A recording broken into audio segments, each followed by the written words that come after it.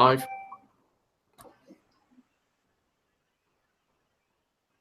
go Boggie. Are we on? This is off air. We're on. Are we on? Yes. Hi, we're live. Sifuboggie here.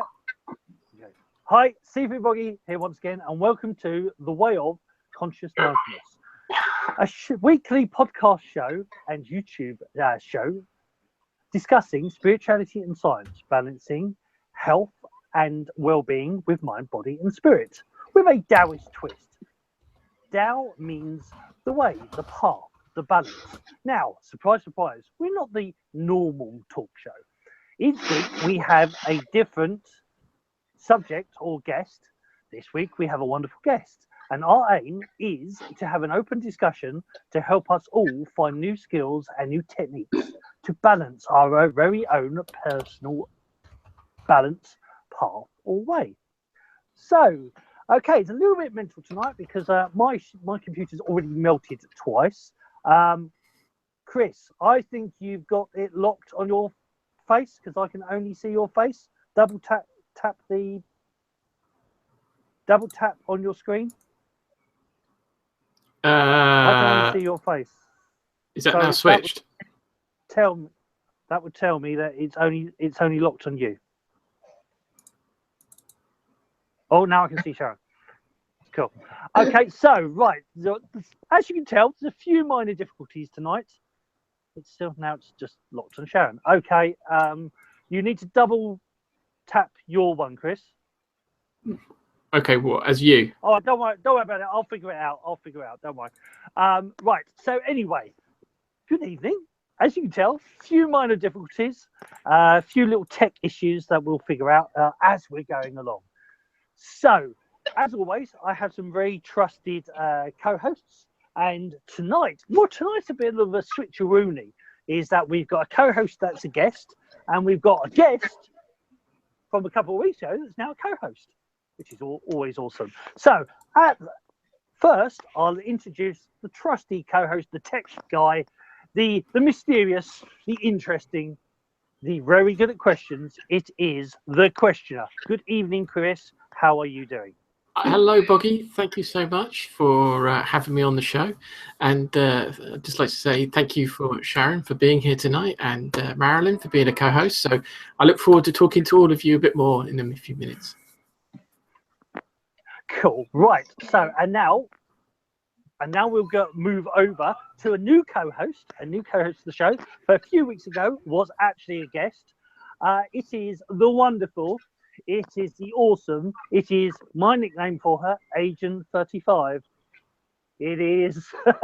It is Marilyn. Good evening, Marilyn. How are you doing? Good evening, Sifu. I am fabulous. How are you doing?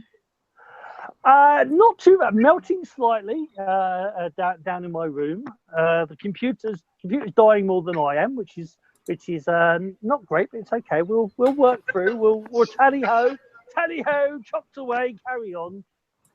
All good. So, but it's great. Delighted to be here.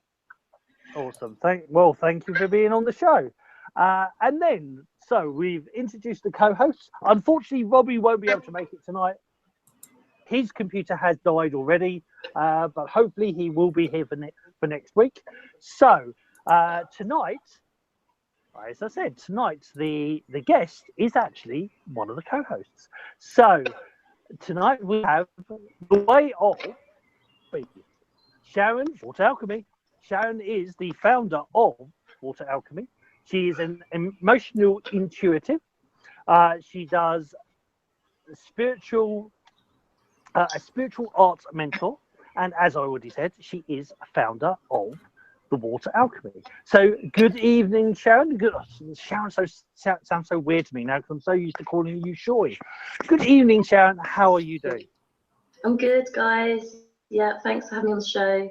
Even though there's been technical difficulties, it's a hot day, so. Yeah, thanks for having me on the show. It's been really good.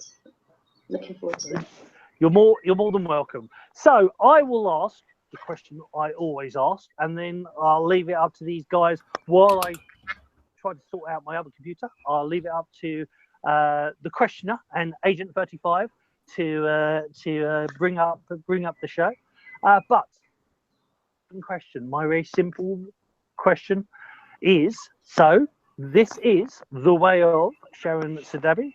Sharon, what is your way? What is your Tao? So, well, let's start with how I started water alchemy, because to answer that question, kind of needs a little bit of background, I guess. Like the way is, water alchemy is basically, water is a representation of emotions. Water is the element of emotions that we all have. And alchemy is a transformational process. A lot of people know alchemy as an old archetype and myth of turning base metal into gold. And so with water alchemy work aims to transform the everyday, mundane, general self-awareness into the soul-centered, extraordinary, soul and heart conscious awareness through my emotional, intuitive work with people. And yeah, just really, I'm quite a creative person, so I'm looking at different creative ways to express water alchemy, and it's evolving. So yeah, it's not a real boxed in, it's very fluid concept. Water alchemy is a healing consultancy based in London, where I am. I've been working with the general public for 8 years now. I've been recommended word of mouth. I've been working operationally, so my marketing is quite minimal. Yeah, so word of mouth is the best marketing. Being recommended through friends, colleagues. I'd actually did one person's whole entire office in 2014, which was amazing. Yeah, I mean, that person, I just got completely recommended around the whole office, and they all share the same office, so it was really cool to really work with this team. And I don't know, I actually transform their office. Every kind of exercise that I give to people, so my aim when I'm working with people, especially in a one-to-one, is to give them follow-up exercises, because I'm about empowerment. So it's gently empowering people, really showing them how to empower themselves to become independent.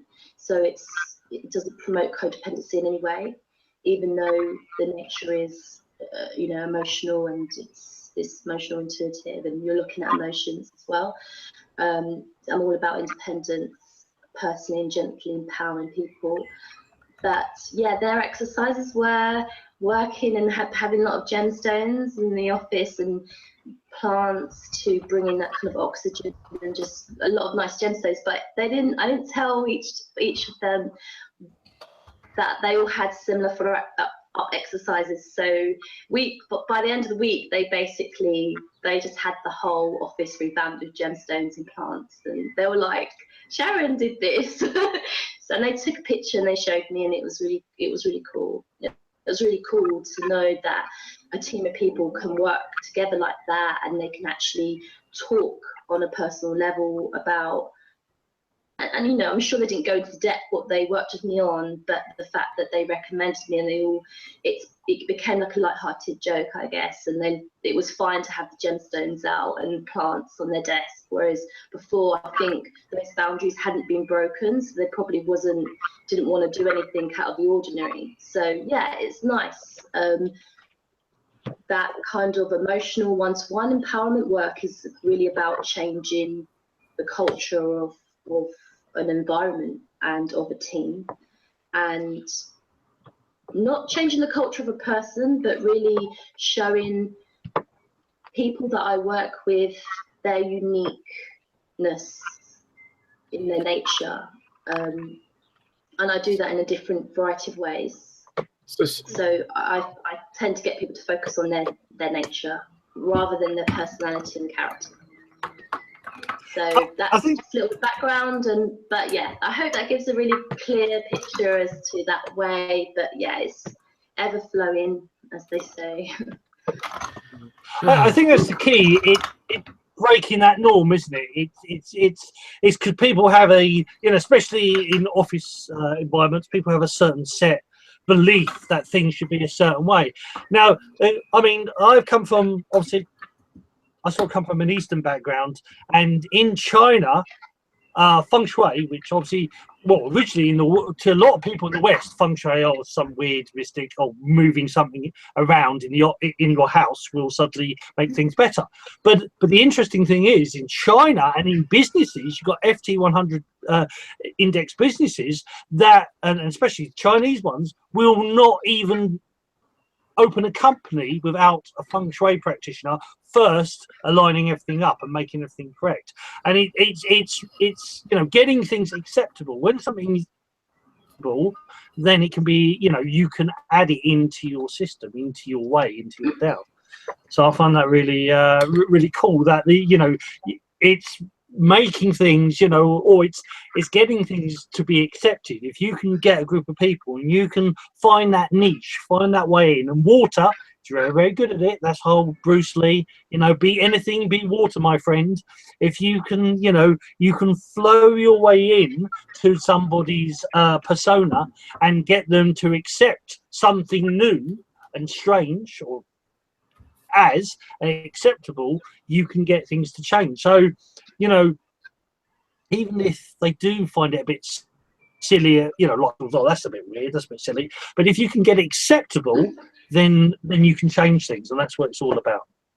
Yeah, I'm also, Water Alchemy focuses on, I'm going to be looking at more how to apply what I do to the business world. And last year I was doing meditation classes for corporate mind, body and soul fairs.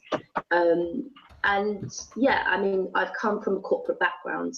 I'm 12 years into a marketing career that has grown from a graphic design foundation. And I'm a very visual person. I like images, pictures. I like writing, so I like to write my own famous Water Alchemy quotes. That I try to keep to 1 line or 2 lines. So yeah, there's a geeky side to me with images, graphic design, and writing. But more to the point, with the business world, that's still very much my foundation. I think that's why my marketing is not so big, because I've always been working on someone else's marketing other than my own. So I really focus Water Alchemy to be very operational and very hands-on. So yeah, you know, 8 years of working with people, it's been an amazing journey.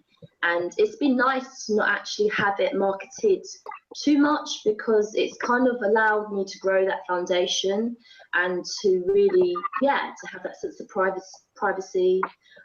Still, a lot of people don't want to remain anonymous when they give me testimonials. So it's, yeah, really understanding who I attract, who resonates with my work. I've grown a lot.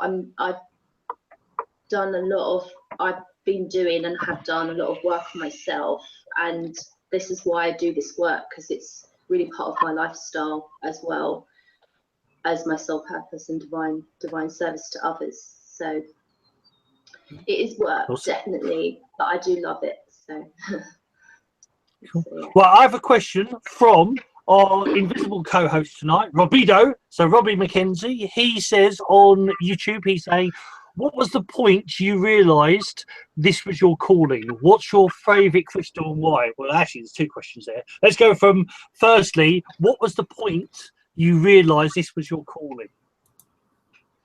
Okay, this is really cool. Yay, thanks, Robbie. Okay, so let me give you a bit of a background before I answer that question, because yeah, I mean, you know, I'm a person, I'm just like you guys. I'm just like all of you guys who are watching this show, normal, everyday person. So basically, you know, I left home when I was 19, and I wanted to live by myself, to be very independent. I'm one of 6, so I've always been around a lot of people and wanted that kind of alone environment. And through that time, I started to process my emotions very, very deeply, to a point where I was having emotional breakdowns from a young age. I didn't really know, and this was away from home, so it's like I'm not telling my parents this is happening, I'm not telling my brothers and sisters, I'm going to work. This was throughout uni and also into the first 7 years of the corporate world. So, you know, I'm going to uni acting like everything's fine. I'm going to work to my 9 to 5 acting like everything's fine. But behind the scenes, there was a lot of emotional processing. Emotional processing meaning everything from crying to just unexpectedly feeling low anytime I'm kind of by myself. And what I realized was, well, I didn't have anyone around me at the time during those years to point out that this is a spiritual process, or this is an emotional process that is leading up to something really good in your life. I just thought, oh my God, there's something wrong with me. I can't control my feelings. And any time I spend time by myself, which is after work or after uni, I didn't live in halls. I had my own apartment, so I kind of was separated from people. I would be, in pieces, very, very watery, couldn't really hold my own frame, really, just completely. They say in your life you're the context and the content, but I was just pure content. The moment I got home, it was just, you know, so really living the element and trying to ground myself as well through that. Psychologist actually when I was 24 years old for 6 weeks, and because I thought, well, let's try and see someone who can work it out mentally. But what I realized from that experience was you can't really decipher your emotional nature or your emotional body or your emotional kind of processing / healing emotional blocks or issues through the mind, because my mind was actually really, really positive.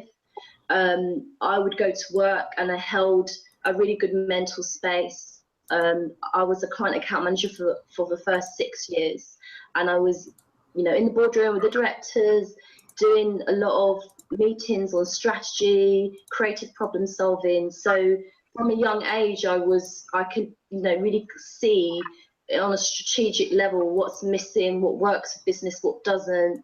I was out there making relationships with businesses, key decision makers, and yeah, it was great. I mean, you know, I'm a relationship person, so that was a great job. But so, you know, behind the scenes, you've got this emotional stuff going on, and when I did see that psychologist, I just used most of my sessions crying. Like, she was even like, you're not giving me any space to talk to you properly.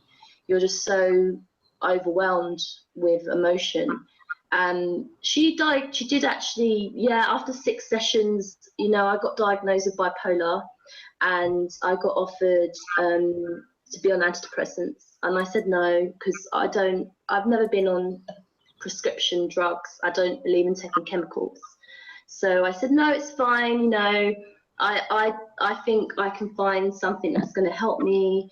I don't want to take antidepressants. I'll just carry on. So really, you know, like, it sounds like a really sad story. I'm not a victim in any way, but this is really the reality behind, you know, quite a lot of my life in my 20s. It wasn't until, in answer to Robbie's question, it wasn't until I was 28.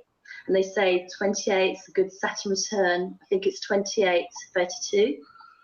So my Saturn return came through quite early.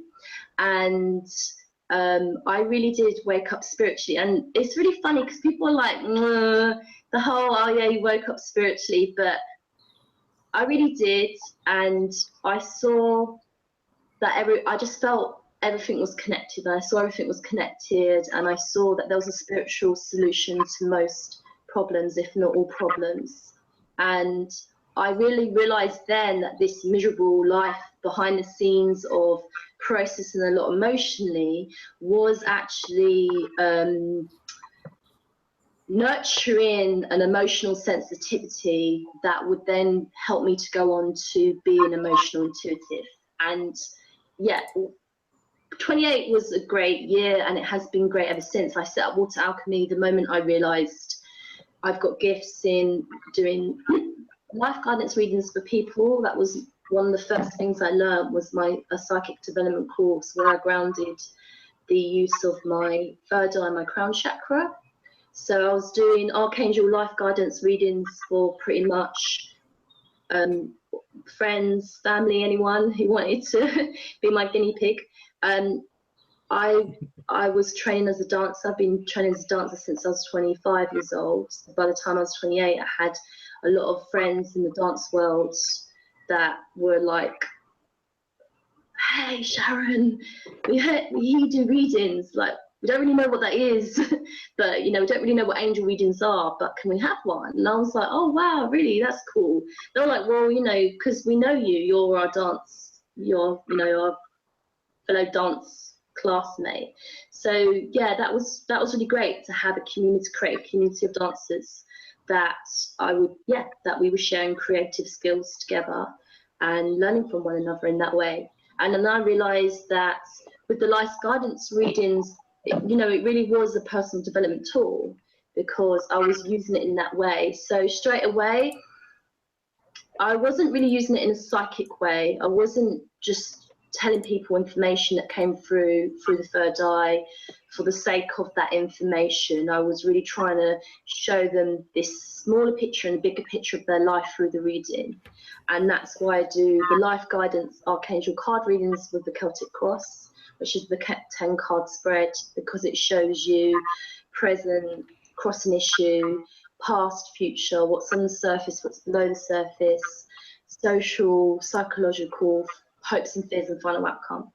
And I learned from a really, really talented person who showed me how to really go down into each layer and really get the picture and bring the final card right back to the beginning and take them through the journey again. So yeah, that's when I thought this, and I do believe that this kind of visionary work can help people.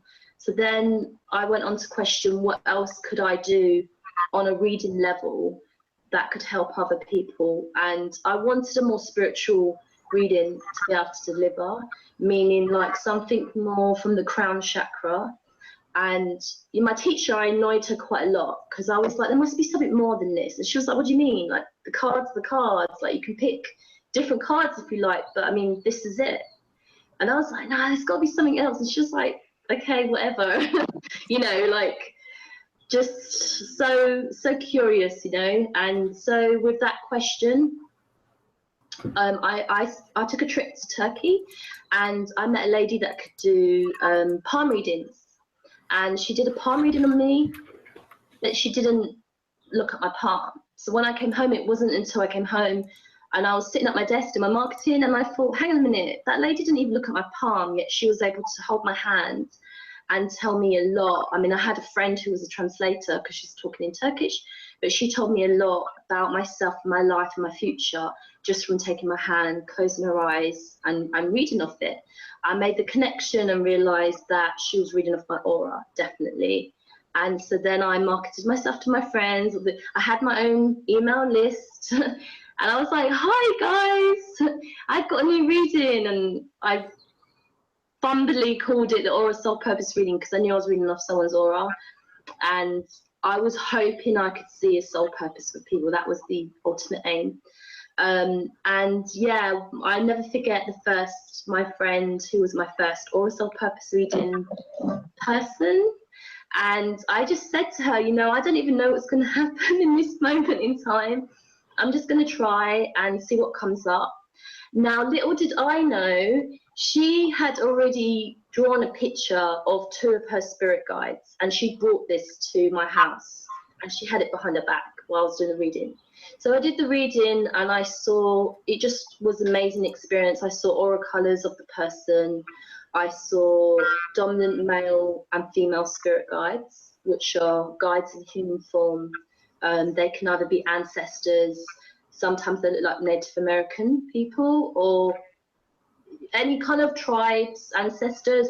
They can be saints, ascended masters, and angels even. So And so that was really cool. And then I went on to see people's what I call totem power animals, which is, you know, those different kind of animals that are around you. The spirit of the animal is around you and they guide you, and their actual soul has its own purpose for being in your presence at a certain time in your life.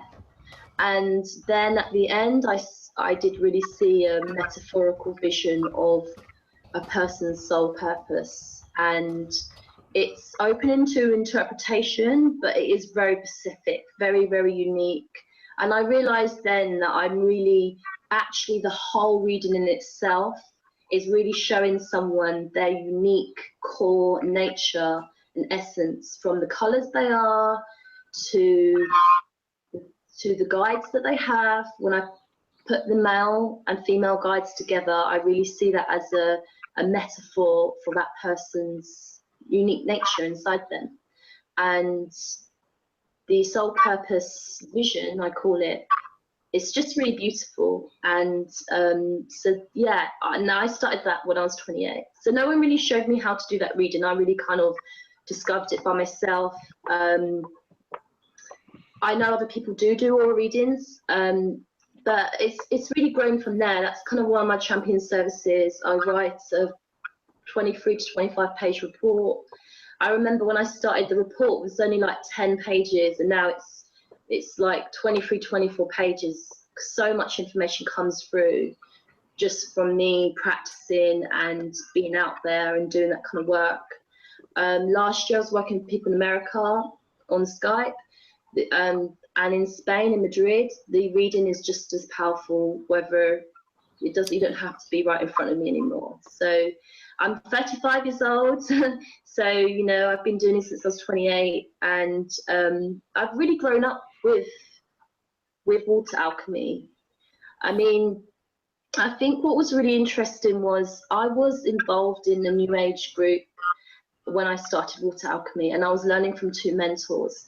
Now, when I launched Water Alchemy on Facebook, I told everyone in the New Age group, wow, look what I've done. This is what I'm doing. This is what I represent. And yeah, being in touch with my emotions in such a close way, the name just for me was great. That I was kind of I was kind of ignored from that market.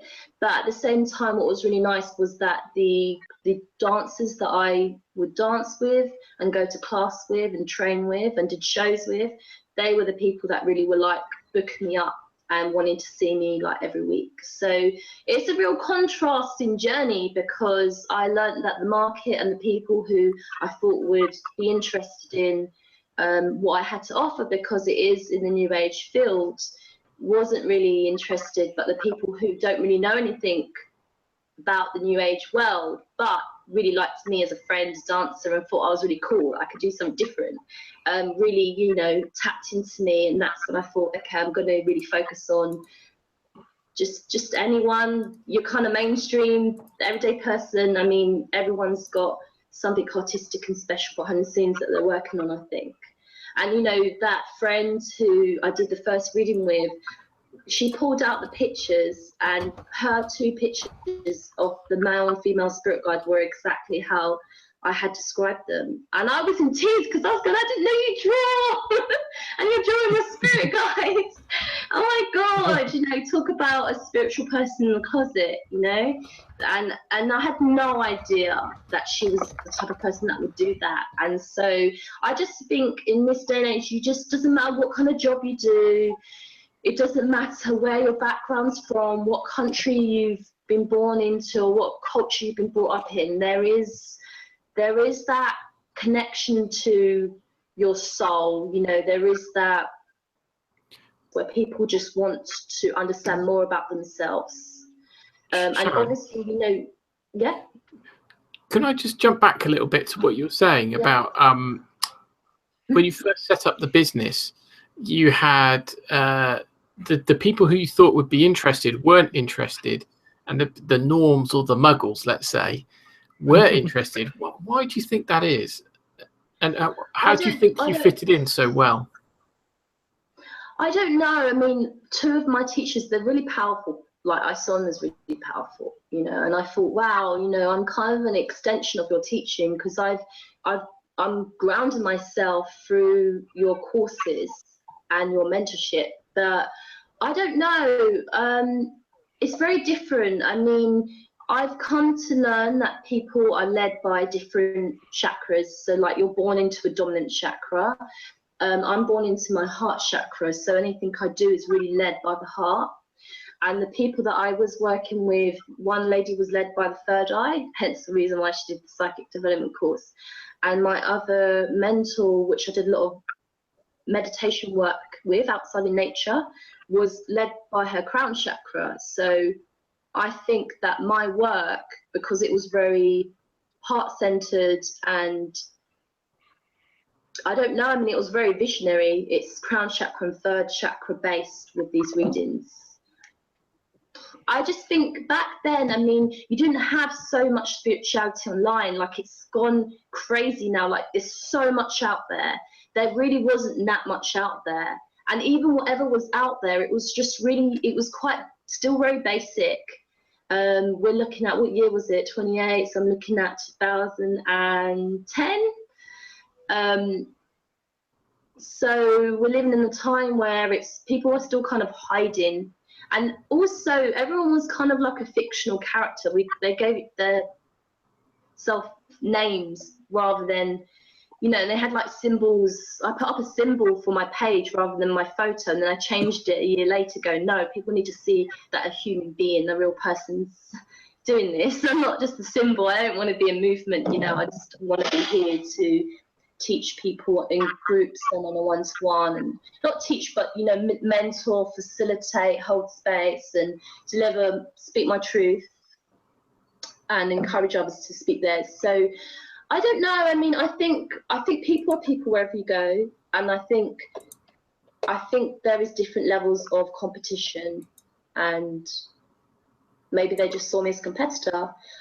On some level, some people say it's a compliment.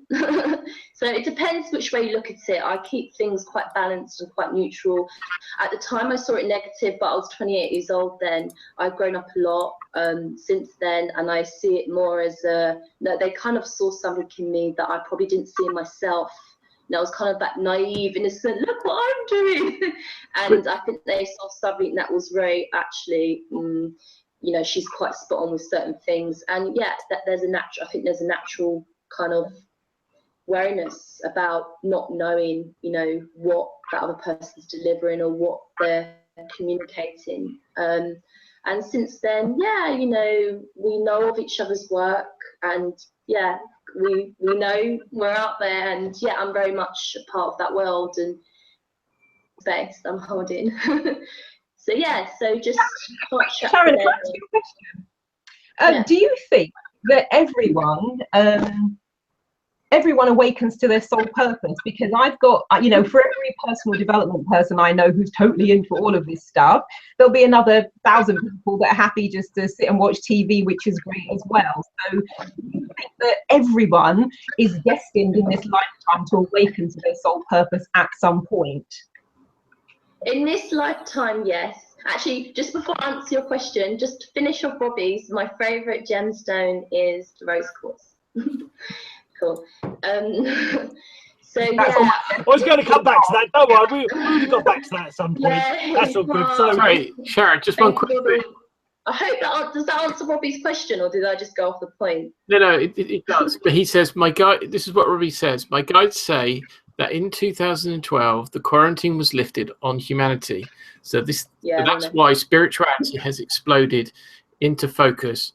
Great time to be alive. Smiley face. So in answer to Marilyn's question, I mean, personally, Marilyn, like my Saturn return was 2010 when I was 28. So I woke up spiritually before that quarantine was lifted. I think it's wise to acknowledge that people have woken up spiritually before 2012.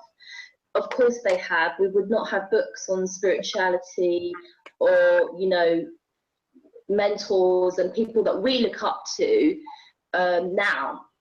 So in answer to Marilyn's question, yes, I do believe in this lifetime history on Earth and for the generations before us that led the way in spiritual aware books, that those people did wake up to their soul purpose and communicated it, and are the people, the teachers that, you know, I read about, you read about, we read about now. And however, to back up what Robbie's saying, which is perfectly true, we did have a quarantine lifted in 2012. This was the Mayan calendar prophecy. Some people interpreted that as the end of the world, but it wasn't. It was just, it meant the end of the old world and the new world coming through. So really what happened was like a quarantine lifted, as in a lot of cosmic energy came down from the star systems, and we're actually channeling the energy down to the chakras, the different chakras in Mother Earth. And that has raised, and ever since raised, the vibration of Earth. You can read up about it. They're actually reporting the Earth's frequency now, and it has gone, you know, it's increasing every year. And so, you know, it's a really exciting question, Marilyn, because for those who are alive right now and living their life, whatever age you are witnessing Earth's history and human and spiritual evolution in a way that no one has witnessed it before. And I do believe that within the next 7 to 10 years, you're going to see the way we live change so much. And really, I guess, I know that's what I'm here for. So I feel really lucky that I had that life of misery in my late teens and early 20s to mid 20s to late 20s, because I was really getting all of that energy, you know, motion is energy in motion, out of me to really strengthen my emotional body, to strengthen my physical body through dance, and I still dance. And yeah, working with the mind as well. The mind's really interesting. I like the subconscious mind. It reminds me of water because it has memories. It's where you hold your memories, and it's your subconscious beliefs are linked to your emotions. And really that's what governs your life, is what you have in your subconscious mind. And those kind of beliefs are really crystallizing a certain emotion in you, and when you experience a life situation that brings out that belief, for example, it could be a fear of something, like a fear of being judged, and then when someone judges you, that belief or fear of being judged from your subconscious, which you would have absorbed as a child or early on in life when you were very impressionable, that would activate an emotion in you that will trigger you, and you might be really defensive and be like, why are you judging me? Or you'll just defend yourself, but that is an emotional response to a subconscious belief. So I really love the subconscious mind, because for me it really is it works so closely with the emotional body. Your physical mind, as Bashar has famously told us all and enlightened us all, is, you know, our physical mind is there to tell you how things have been, not how things are, not how things will be. So it's that physical mind is a real tape recorder that has recorded everything you've experienced to date, and then it's just going to go on repeat. And that's why really when you have certain experiences in relationships, then if you go into a new relationship, you might even speak about your last relationship, or you might tell them what happened to you, because your physical mind has recorded that and gone, in another relationship, this is what happened last time, this could happen again.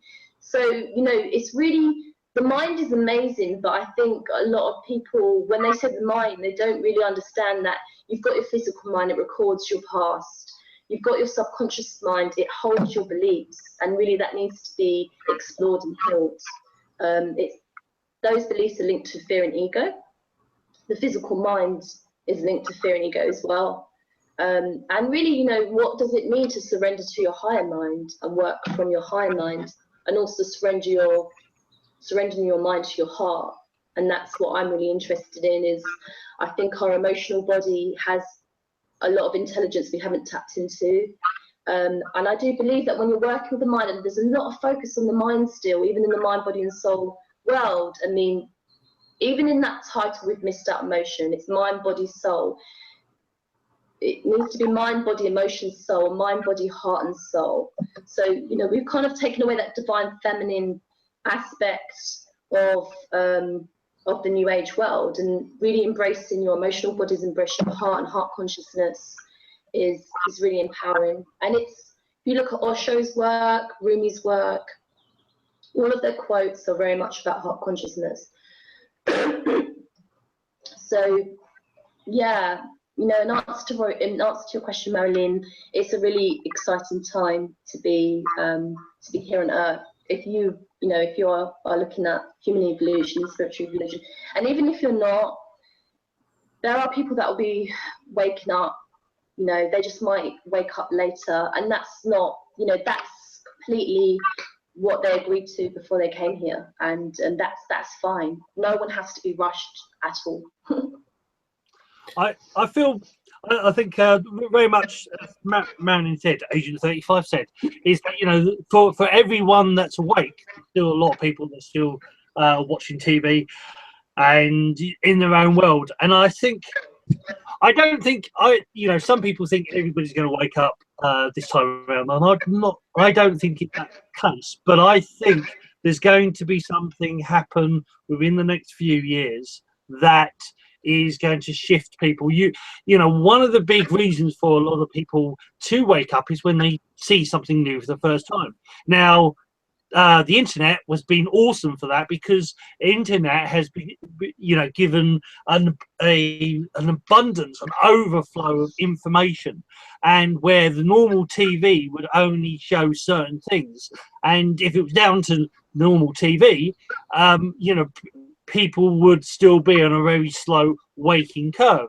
But when you've got the internet and you can download hundreds of thousands of books, where, you know, or things like YouTube and whatnot, you've got so much information that's being downloaded on there, it has increased people's ability to wake up.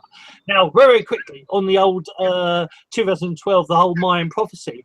Even back then and before it, I was always arguing the case is that if you just do a little bit of research, you find that the Mayan calendar, that stone tablet that had the 2012 prophecy, was a calendar. There was 8 after that, so it couldn't be the end of the world, because there's 8 calendars after it, for goodness sake. So, but what the media does, media likes focusing on certain things. Bad news sells, so they'll focus on it was a calendar and it was the end prophecy. 2012 was the end date, but that's like saying, oh my god, you know, it's the 31st of December, it's the end of the world. No, it's just the end of the year. Wake up. But this is the point, you know, is that people, and when people do wake up, you know, we got to 2012, we're still here, we're still alive. Oh my god, what do we do now? And that's the point. We move forwards, we go on, and the whole point of waking. Yeah, I'd like to put emotion into the context of our social structure.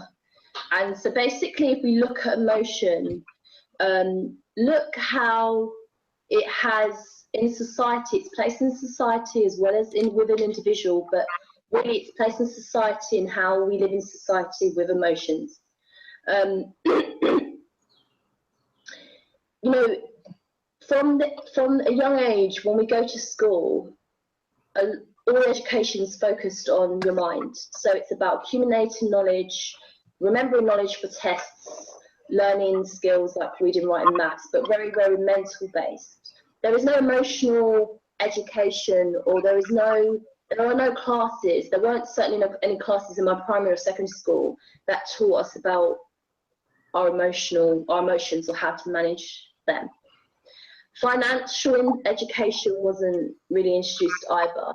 So you're going through an education system that honors the mind and knowledge that it wants you, that is telling you will be useful. Yeah, for your job or later on in life, a college, uni job. Yeah, you're going through the whole process. I certainly went for the whole process. From school, I did college, A levels, I went on to university with graphic design, BA honours degree, and then out into the corporate world. Yeah. Also, so really, you know, we're living our lives. We have lived our lives very mind and body. So, you know, you're going to school or you're going to work. You're very, okay, this is the physical, and I'm going to do something with my mind. So, living that lifestyle, which society has, you know, grown its structures on, which is, you know, fine. We needed those structures. Really, what does it do with emotion? You know, what does it do with emotion when you have to get up in the morning to go to your office job, but you're feeling down and you don't understand why? You know, what happens to be able to be doing that routine, which is not natural to your soul. Your soul doesn't really want to be in that fixed routine. Yeah, it represses emotion. And, you know, repressed emotion is really the ills of our society. And there hasn't been much to educate people about emotions, or to even say to people, look, this is an important part of you. It's an important part of your well-being. And I know, you know, people turn to different substances to cope with emotions. They turn to alcohol to repress their emotions. If you've got anxiety, you might smoke. I've got friends that do a lot of that. Don't do a lot, but they experiment with medicine, so it's ayahuasca or weed or what have you. But you know, there's some kind of substance that seems to just really repress your emotions. And I'm not judging anyone who does that. It is part of our society. It's part of human life and understanding, you know, why you do these things or what have you. But the point is that emotion is repressed, and we're in a system that doesn't do much to unrepress it. And so when, you know, you've got a problem where you're up and down emotionally and you're diagnosed with bipolar and you're asked being prescribed antidepressants, you know, the answer to emotional repression is not chemicals. Chemicals are unnatural. Your body is natural. It's natural. You're natural. You're part of nature. Like you eat natural foods. Like you're birthed naturally from your mom. You know, so you tap into natural things really. And I just think society, you know, we're waking up. Like for our soul purpose, you're waking up to the fact that your emotions, they are important. Your emotions can really tell you. A gut instinct can, you know, if you go on those gut instincts or you go on what you feel is good, then it usually leads you to the best result. And I see that a lot in business. You know, I worked with some really intelligent business people that would use their emotion for business decisions, and they always got it right. So there is a side to society where emotions is being used, but I think there is still a lot to go in terms of understanding its capabilities, understanding its intelligence, and really, you know, working with it as well. I think we're scared to feel. You know, I went on a workshop 2 years ago, and this guy was amazing. He was saying, we literally walk around and we're like this. We don't feel from the neck down. We literally can be numb with the way we live our lives, unless you really open yourself up and you just feel. And I did some work with him, and he helped me as a sensitive, emotionally sensitive person. I still had problems feeling certain parts of my body from the neck down, and I thought, wow, this is crazy. Like, I'm emotionally sensitive, and yet I'm having problems feeling each part of me in order to bring up whatever I need to bring up, to, you know, or to open up or to explore that, and to, you know, bring that into your light of consciousness. So you expand your consciousness, so you become lighter, you become, you know, you don't have that emotional baggage. That's the ultimate goal. You don't want that emotional baggage. You want to free yourself from it, so you are empowered and it doesn't control your life. So, you know, and I just thought, wow, if I'm struggling and I'm emotionally sensitive, then how are other people who are not emotionally sensitive dealing with this? So, you know, there's such a big question mark. And yeah, I'm really pioneering emotional intelligence through my work, as well as being a visionary for my readings. And soul purpose is definitely one that, you know, hits the heart, hits home. It is a funny old thing. Any questions? Yep. Guys, have you got any questions? Madeline? Well, I would like to, if I can take us back right to the beginning. So a couple of weeks ago, I ran a workshop with a friend of mine called Marie Diamond. If anybody's seen the movie The Secret, she was the Feng Shui expert in The Secret, and we ran a workshop together.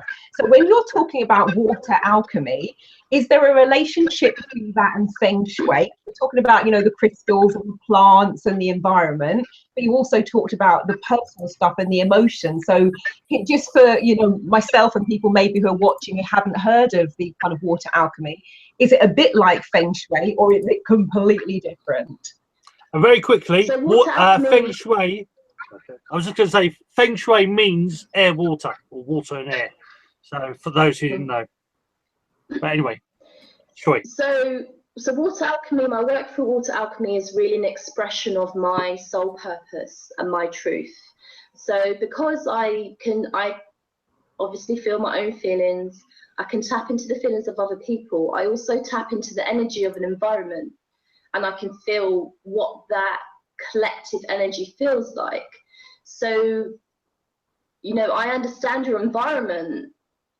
If it's a clear, nice, bright space, it's going to make you feel good.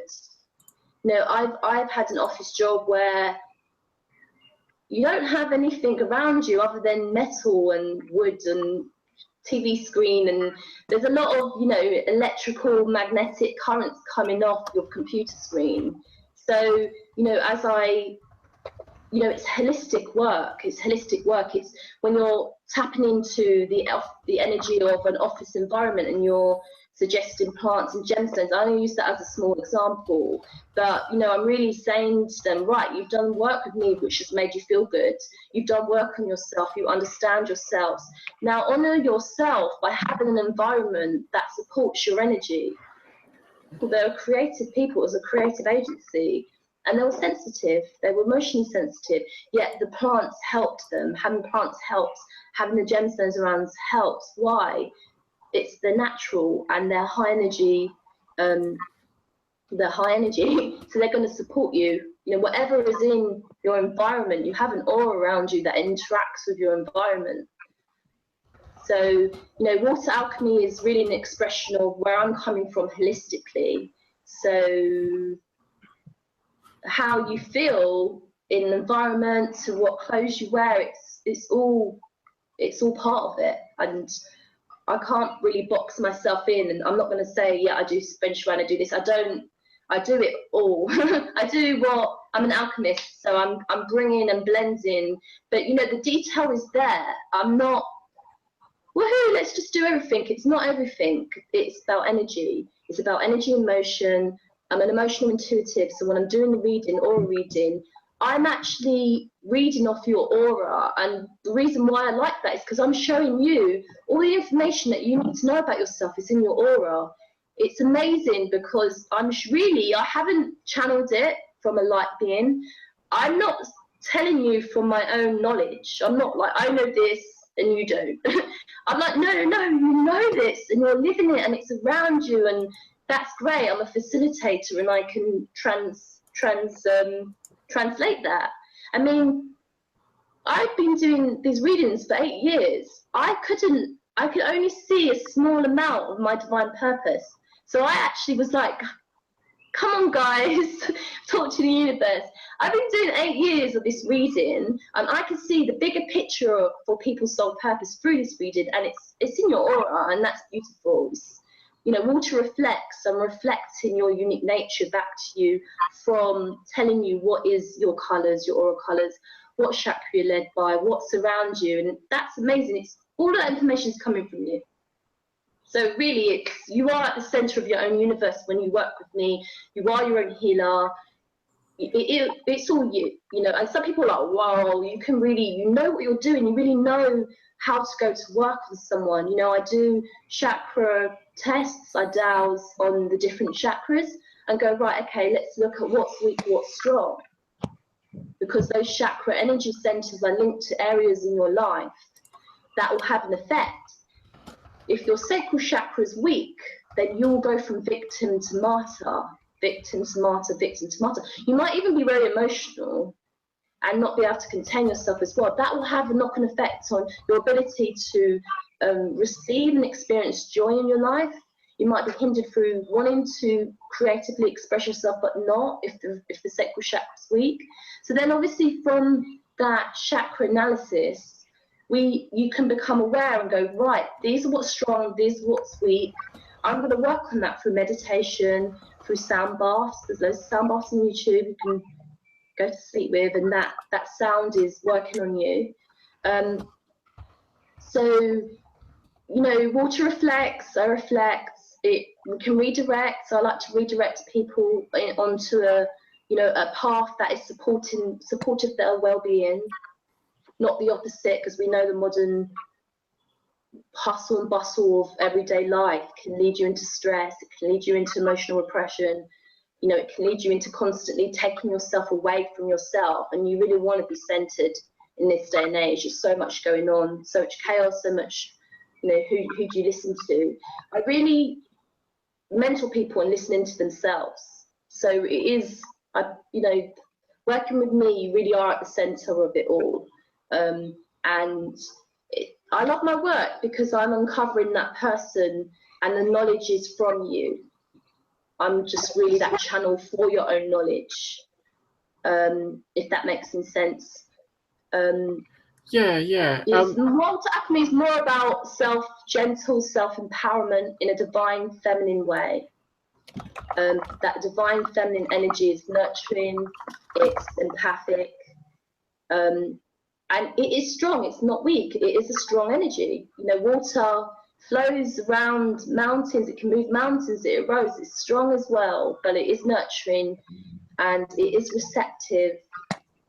And, you know, I really like showing like transformational guidance really for people, because I've gone through those transformational processes myself, and I'm still going through it, and I'm enjoying my own water alchemy journey and my own soul path journey.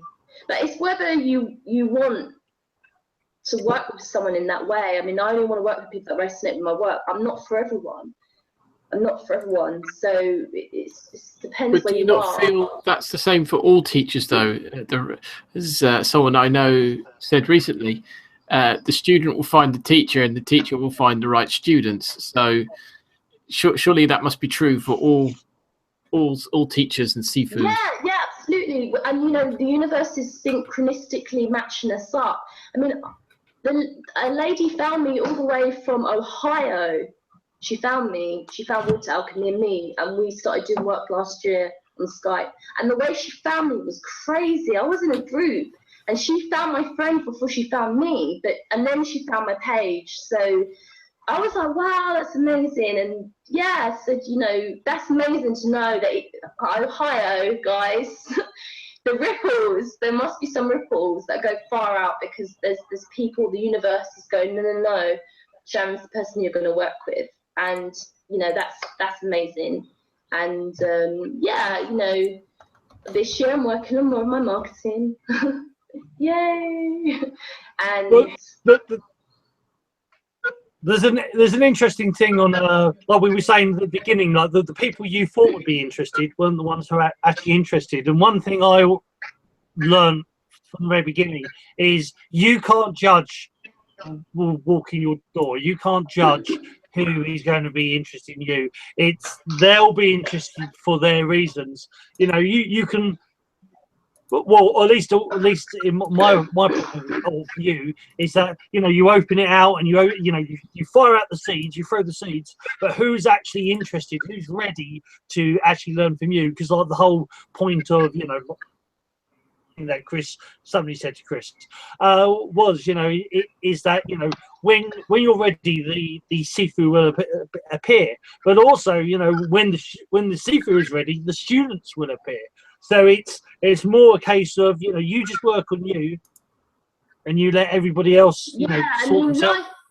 That's what's nice about living your soul purpose and, you know, creatively expressing yourself that serves others as well as serving yourself. I mean, I'm lucky I've tapped into Raw Soul Purpose Reading as a champion service. It's something I've created from scratch. It's something I've grown with. I'm learning how to paint so I can offer painting to people. But at the same time, you know, I've been to America. I spent 2 years in Atlanta. I bumped into people that were like, wow, let me book you up.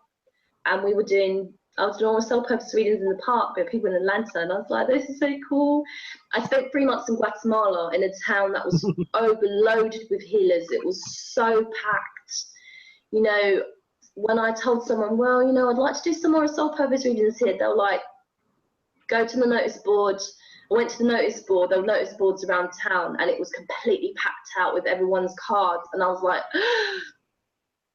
I can't. One, I don't have the printer, and I didn't have any kind of pen and paper. You know, I was traveling by myself for 3 months in Guatemala and staying in this town. But two, I was like, oh man, I don't want to market myself like this, because, you know, I don't have a place. I don't have like a hut or any kind of space, you know, out in nature. Like, I know there's a national park that was near us. But I just said to the universe, okay, universe, there is a lot of spiritual people in this town. If anyone wants to work with me, I don't know, do what you do to highlight that I'm the person that can do this stuff. You know what I can do. And yeah, I did get free customers, and one lady worked with me throughout the 3 months, and she was a yoga teacher as well. It was paid work, and I had like 6 lessons of yoga free, which was really cool.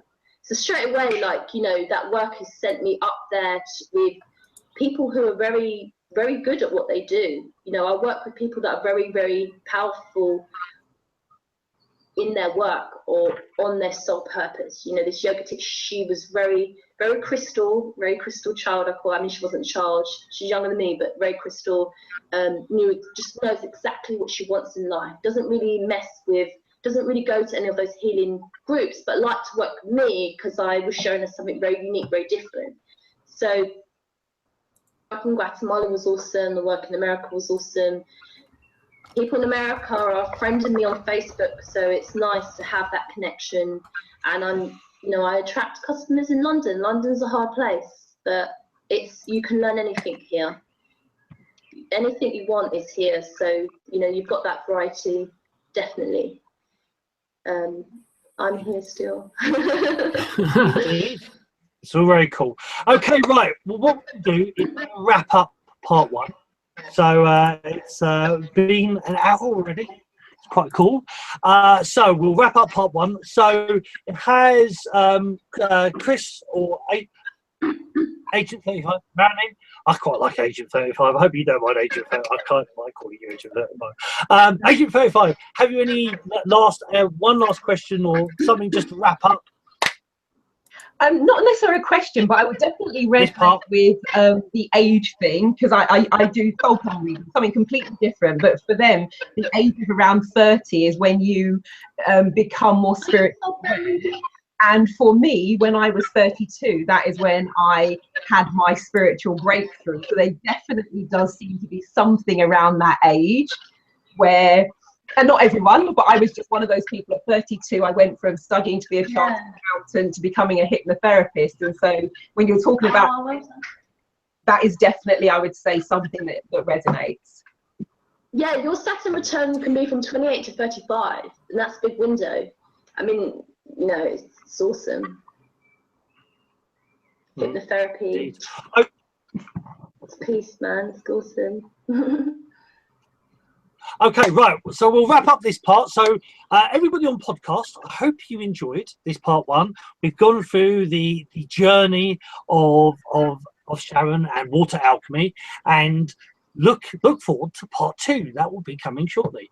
Everybody else on live on YouTube, just hang on. We'll close off this section and we'll start the next one. So from everybody on podcast, hope you enjoyed the show. Look out for part 2. So it is goodbye from the mighty Chris, the very quiet Chris this week. Chris, goodbye. He says goodbye. It's Agent 35. Maybe because I'm talking too much. Goodbye and thank you. And it's goodbye for now, for this part. It's goodbye from our wonderful guest, Sharon, Mystic Joy. Bye. The second part is completely different to the first part. Stay tuned. I'm about to drop the bomb. and we haven't even got there yet. She's already given the secrets away. Oh well. So I hope you enjoyed part 1. Take care. Bye for now. Love, Chi and Shen, Sifuboggie, and the Way of Conscious Mindfulness.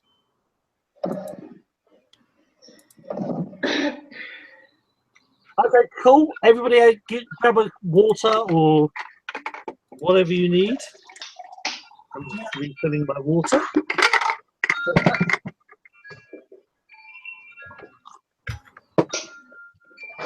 Water, definitely water. Ugh. So hot in this room. Did anyone catch that? I had to stop using these right at the beginning of the broadcast because the battery power ran out. It was like, ah! All right. Well, I only noticed halfway through when I finally actually got the computer to actually stop melting. So, but I've been, I'm not fanning myself. I'm fanning my blooming computer. You can't actually see it, but I've got a bit of card, and there's me fanning away. I'm melting, and I'm fanning the computer, just trying to keep the blooming thing cool. But and the window's open. But anyway, right. So, are we all ready to go for part 2? Yeah. Okay. Yeah. All right then. Awesome. Right. Thank you very much so far. So, mark it up, Chris, and we will start in 5. Hi, Sifuboggie here once again, and well, hello podcast world, and welcome to the Way of Sharon Suddaby. Your name, but Suddaby. Sorry. Sharon Suddaby, Water Alchemy. It rhymes. Water Alchemy. It does. It does indeed. So, welcome to part. Now, if you've come straight to part 2, what you doing, you fool? Go back and watch part 1. It was really interesting, really cool. It was all about the story of Water Alchemy and they call her. So let's delve in. Guys, have Chris or Agent 35, have you a question? I love that. Have you a question to start the show off on the road? I have a question. Why don't I have a cooler name? Agent 35, where did this come from? Anyway. The question. Marilyn's got a really cool name. Well, we'll talk about this next week. The show next week, we'll talk. Look, I just make cool names, okay? Suffer. But anyway, the question is a cool name, but Agent 35 is just cooler. And so is Mystic Shoy. So, suffer, boy. You can. Okay, my question. You talk a lot about being an emotional intuitive. Now, for some people who don't have that experience, could you maybe describe that a little bit for somebody so they could get a feel or an understanding for what that experience is? Yeah, sure. So emotional intuitive, I'm empathic. I'm what you call an empath. There are increasingly more sensitive people out there on an emotional level, whether they call themselves empaths or highly sensitive people, HSPs. That's how I was born, and so I've been emotionally sensitive since I was born, and so empaths are natural healers, and we usually are put in families that do need that healing light. And my family, we definitely experienced a lot together. There was a lot of dysfunction and trauma. I could honestly say through my emotional processing from late teens through my 20s, before the age of 28, that I wasn't only processing emotionally my own trauma from my childhood, but also trauma that had been felt and experienced by my brothers and sisters. So, an emotional intuitive, you can absorb energy, emotions, which is energy in motion, right? It's energy from other people. And, there was a karmic debt there that I agreed to be in that family in order to, be that light that can process, which was great. I mean, is it something you've come to cherish?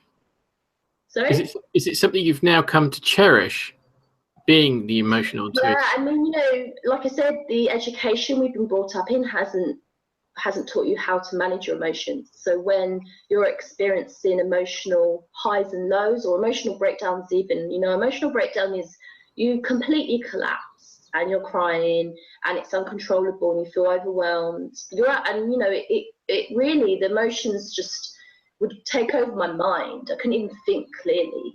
And you know, I was like, is this really me? You know, year after year, is this really me? You know, I became quite miserable behind the scenes because, you know, it's not fun. And I've never drank a lot. I was really too sensitive for alcohol, so I wouldn't drink. I was way too sensitive to take any kind of drugs, so I stayed away from drugs. Like, I really have, you know, it sounds like I'm goody two-shoes, but I stayed away from substances because of my sensitivity. So, you know, what else have you got but, I don't know, chocolate? But, you know, I cherish sensitivity now because now I don't have emotional breakdowns. I've done a lot of emotional development work and emotional empowerment work in myself to develop that sensitivity that can serve others, whether it's through visionary readings, whether it's through, I do spiritual healing. So, and it's very, you know, powerfully energetic, the work I do. Like I do what you call heart opening spiritual healing, where I put my hand over the person's heart and I channel through that divine spiritual energy through me to the other person. The first person I did this on was in Guatemala, this guy, and I said, okay, well, what do you want? And he said, well, I want to feel more deeply. And I was like, really? You want to feel more deeply? You've come to the right person. And I said, well, you know, feeling deeply means you need to open up your heart, because your heart is where your emotions are. It's where you're expressing that love. It's what you call your soul chamber. But it's where, you know, it's the energy of love I feel, you know, through my heart. I was like, okay, cool. He said, but oh, just to let you know, I don't think you're going to be able to do anything, because, you know, I know for sure I've got a stone in my heart. Like, you know, my girlfriend always complains about it, says I'm really cold, says I'm quite guarded. I know there's a stone there. And I was like, okay, that's fine. You know, so, you know, I didn't really know what to expect. I just knew that I can do what you call Reiki or spiritual healing, energy healing, in quite a channeled and focused way. And I can do that because my emotional body is strengthened, and because I am very much, you know, very integrated with my own soul, spiritual body, as well as my emotional body, my physical body, my mental body. So when I brought that energy through, you know, he was right. He did have a stone there. I literally saw Stonehenge. I was like, wow. And it took me good 20 minutes. And I'm like, oh, and I can see Stonehenge. Why did he mention a stone, you know? And I really saw just one pillar of Stonehenge. And the moment I saw it crack, because, you know, you close your eyes, you're focusing, you know, with your third eye. You know, I'm bringing the energy through my hands. You've got chakras on your hands. They activate for energy in. And, you know, the moment I saw it crack, his heart completely opened up, and he cried like he's never cried before. It really felt, and it looks like I've completely opened up his heart. And, you know, he's in a safe environment, and I bearing witness to the person who's going through emotional processing is very healing. You know, from a very objective, non-attached view. You know, I don't like to use the word detached. I won't say I'm detached, because it sounds like a lot of people go, oh yeah, I'm detached. No, you're not detached. You've repressed your emotions. There is a difference. So I say non-attached. I'm very non-attached to my emotions now, because I use it as an observer be a word?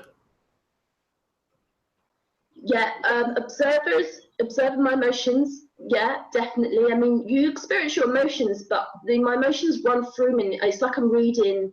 It's like I'm reading my life or my environment around me. You know, or I'm reading like information from what my soul is telling me.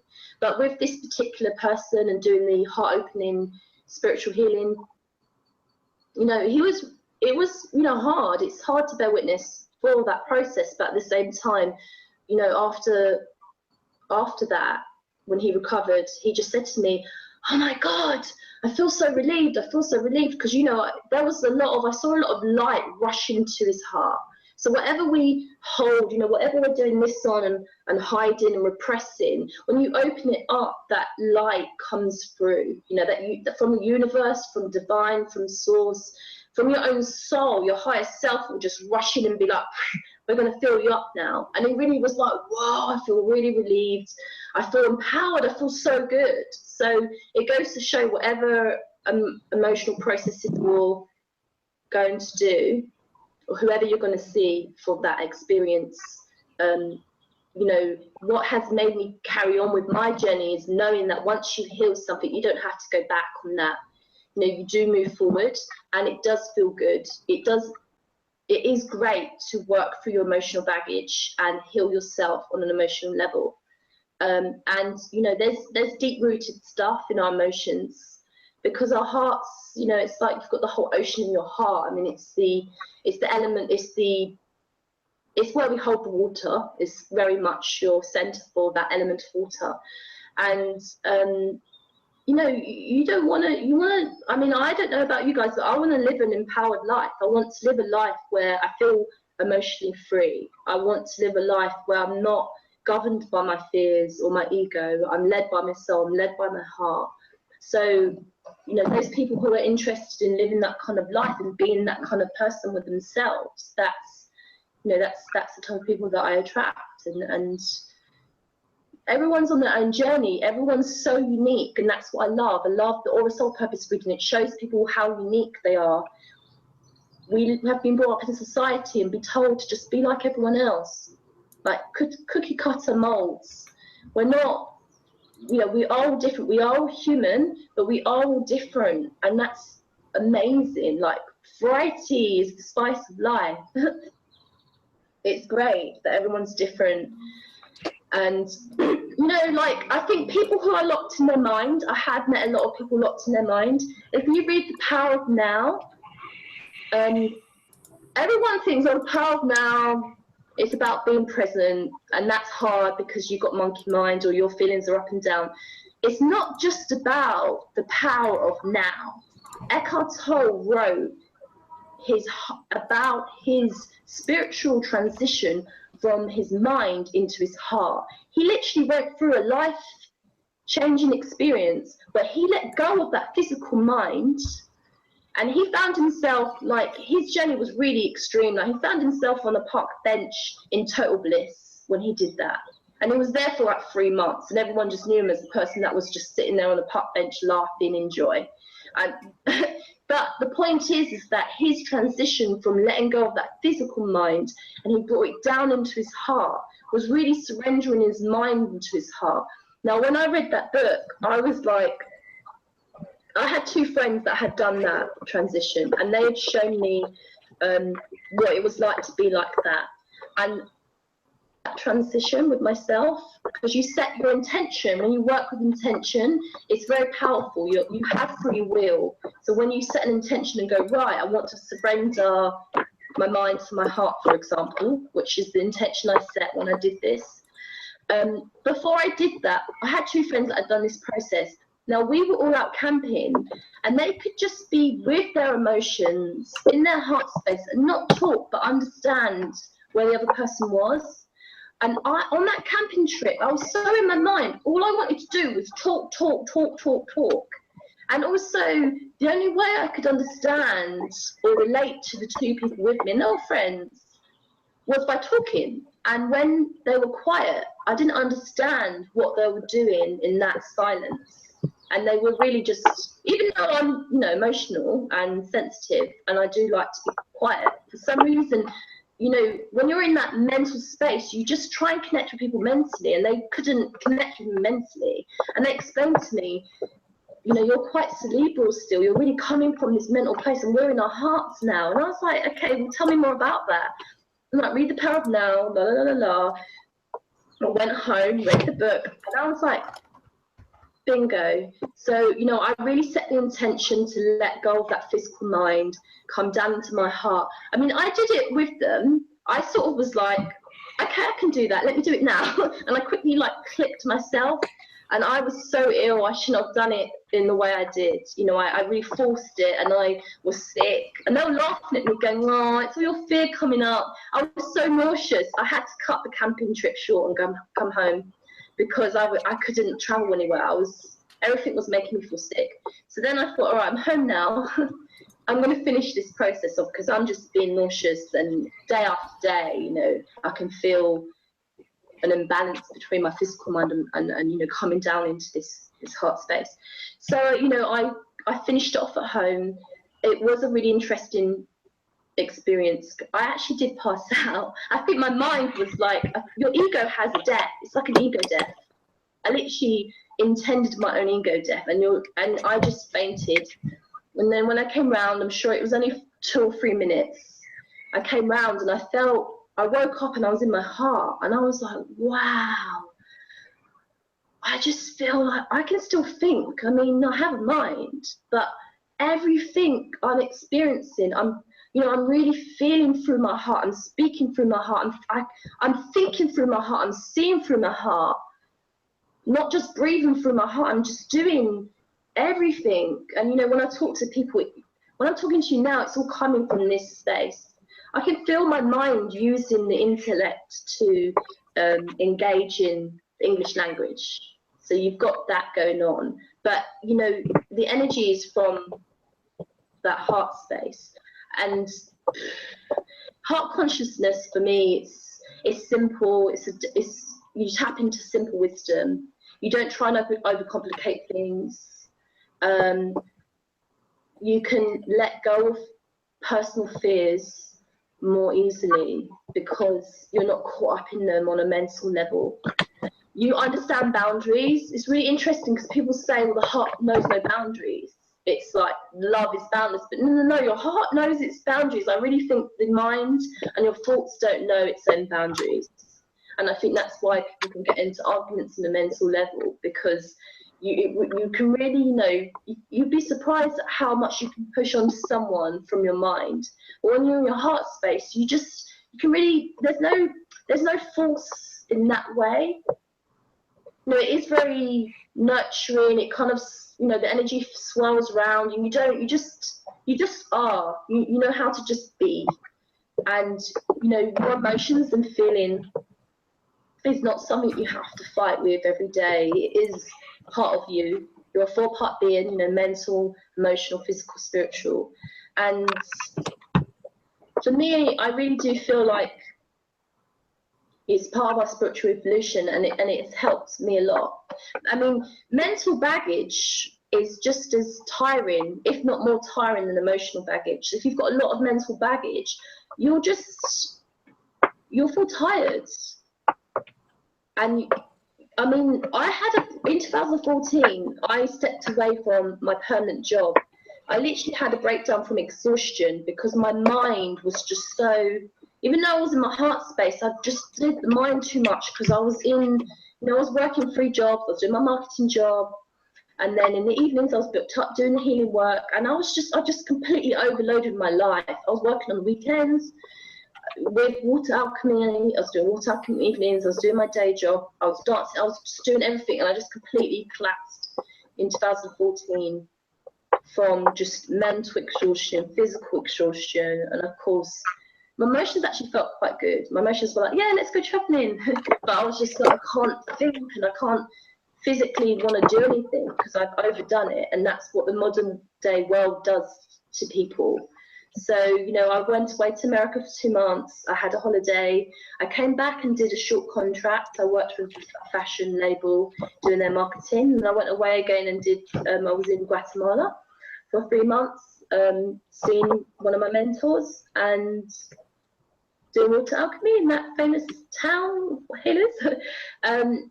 So the point is that if you are very mental, really consider that it's your physical mind you're really kind of letting go of. So really not be so caught up in your minds. And also you have a higher mind. So when you let go of that physical mind, you come down into your higher mind comes through. And that higher mind is very much that information coming through your higher self, your soul. And that soul is connected to source or to the divine. however you want to, you know, name our creator. You can call it source. But it's really filtering that energy and that your kind of pure soul thoughts to you. But coming from the heart, it's just really empowering, and it's gentle and it's loving. I've learned from emotional healing with myself, really it's letting go of love in the heart, rather than holding on to it. We're taught to hold on to love, and when you find someone you love, you hold on to them, and you save up your love for one person, and then when you're with that person, you just give it all to them. No, you need to let go of love on a regular basis. Don't hold on to it, just let it flow out, because when you let it flow out, you're letting that any kind of pain or any kind of density, any kind of resistance just flow out of you. You know, and that is really, you know, when you're looking at emotional healing, you're looking at inner child work, you're looking at inner adolescent work, and that those parts of you are soul parts of you that really need your acknowledgement. They really need your light of consciousness. They need your love. They need you to embrace that part of you, and nature of self-love. And that's very empowering, because, you know, if you cannot love yourself fully, even in the times when you don't feel attractive or you're not in a state where you feel lovable, you know, that is unconditional love you're giving to yourself. And if you do want to be a loving person or an unconditionally loving person to others, you need to give it to yourself first. You can't give to others what you have not given to yourself first. But that's an interesting question. Sorry. Unconditional love. I'm just like one encyclopedia. What does that mean to you? Unconditional love is it's love without conditions. So when people love with conditions, oh, I love you because of you do this, or you act in a certain way that pleases me. You know, unconditional love is, I guess the best example is with your family. When your family are not being nice, or they're not, you know, working in your favor, what are you going to do? You're going to love them unconditionally. I love my brothers and sisters unconditionally. I love my mum unconditionally. My dad's passed away. I love him unconditionally. But, you know, I love my family unconditionally. Are they challenging? Yes. Are they negative? Yes. No. Are they positive towards me? No. Not most of the time, no. Do I love them unconditionally? Yes. They do not have to behave in a certain way. If they don't want to be positive towards me, they don't have to do that for me to love them. That's there. You know, I send it out to them through my meditation. I've done a lot of forgiveness work on myself. That's really important for emotional healing, so that you forgive yourself for being hurt, and you forgive others for hurting you as well. But you forgive yourself first, then you forgive other people as well. So that is unconditional love. You know, what you can apply to your family who are being awkward or not. You know, everyone wants cooperation. You naturally, as you grow with yourself, you attract people in your life that want to cooperate with you and have harmonious relationships with you. I've had great relationships with friends, harmonious, loving relationships, very close with my girlfriends, doing dance, and different people, male friends and girlfriends in the new age world. You know, obviously the start was a bit rocky, but, you know, when you get into it, yeah, you know, it's there as well. Yeah, unconditional. And, you know, with loving without judgment, you know, judgment's a big thing. You know, really, when you catch yourself judging, then really ask yourself, why am I judging that other person or that other, what they're offering, or why am I saying no? Why am I judging and saying no? You know, understand why your yeses are your yeses and your nos are your nos. Turn that judgment into observation. Because the judgment is really Can I ask you a quick question? Ego. Yeah, sure. What is the difference between a judgment and intuition? How do you know the difference between those two things? Because they could almost be the same thing sometimes, I think. But maybe I'm wrong. I mean, yeah. No. So judgment is like you've judged it like it feels very mental and it feels fearful. Like, what is that judgment based on? Is it based on fear, or is it based on a negative, or is it based on the positive? Intuition is very, you're accepting what is on a balanced, neutral level. You're just observing, you know. And if you're not sure about something, I always say, put your hand on your heart, ask your feelings, go, Most of the time when you're not unsure, it's because you feel unsure. You're not actually thinking unsure. You're thinking, I don't know, but you're really feeling it. So trust your feelings. They are communication from your soul. They're letting you know something's not quite resonating with you. Fine, just keep it there, but observe, be curious. Try and seek to understand. Most of the time it's lack of understanding, or it's misinterpretation. And we all create our own realities, our perception of what we're experiencing from life and from other people. They're going through our own personal filters. So the more you know, open up your consciousness and awareness, then the more your perception widens. You know, what are your filters when you're perceiving other people? How are you interpreting their actions, their behavior towards you? You know, is it personal? Are you making it about you? Are you making it personal? Are you taking it personally? And that all links back into what I said earlier about subconscious beliefs. What have you got in your subconscious mind that has become a belief, that has attached itself to emotion? That could be fear. Most of the time it's fear-based. You know, you explore it and do the work. I'm not saying, you know, have boundaries. Don't say yes to everything in life, but, you know, understand why you're saying no, what you like, what you don't like. It's really, it comes down to you. Everything that you judge or say yes or no to is a reflection of where you are with yourself. You know, your opinion about something is really more a reflection of where you're coming from, as opposed to what is actually going on or the other person.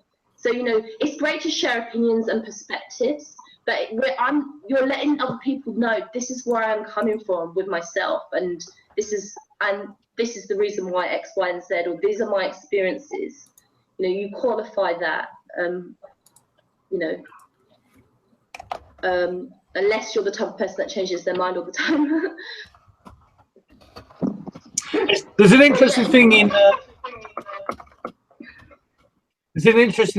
NLP, in linguistic programming, where words are defining a person where they are. So if a person uses lots of, you know, so I see it from this point of view, I see this, so they're a very visual person. If they use a lot of, you know, it sounds like this, or listen to this, they're an audio person.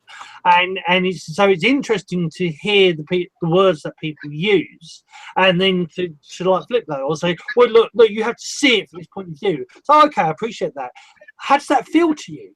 And suddenly you get them to what, you know, and you know, is get them to feel that situation, or get, you know, and flip it around, because yeah, yeah, completely. I don't use force. Like, I'm very divine feminine, the yin way. So for me, even on Facebook, if someone's questioning or not understanding my comments, you know, I post a lot from Alchemy. You know, one person, my friend, she didn't understand what I was saying, and doesn't matter how I explained it, she wasn't getting it. And I said, you know what, it's fine. It's not for you to understand in this moment in time. And I trust that you will understand.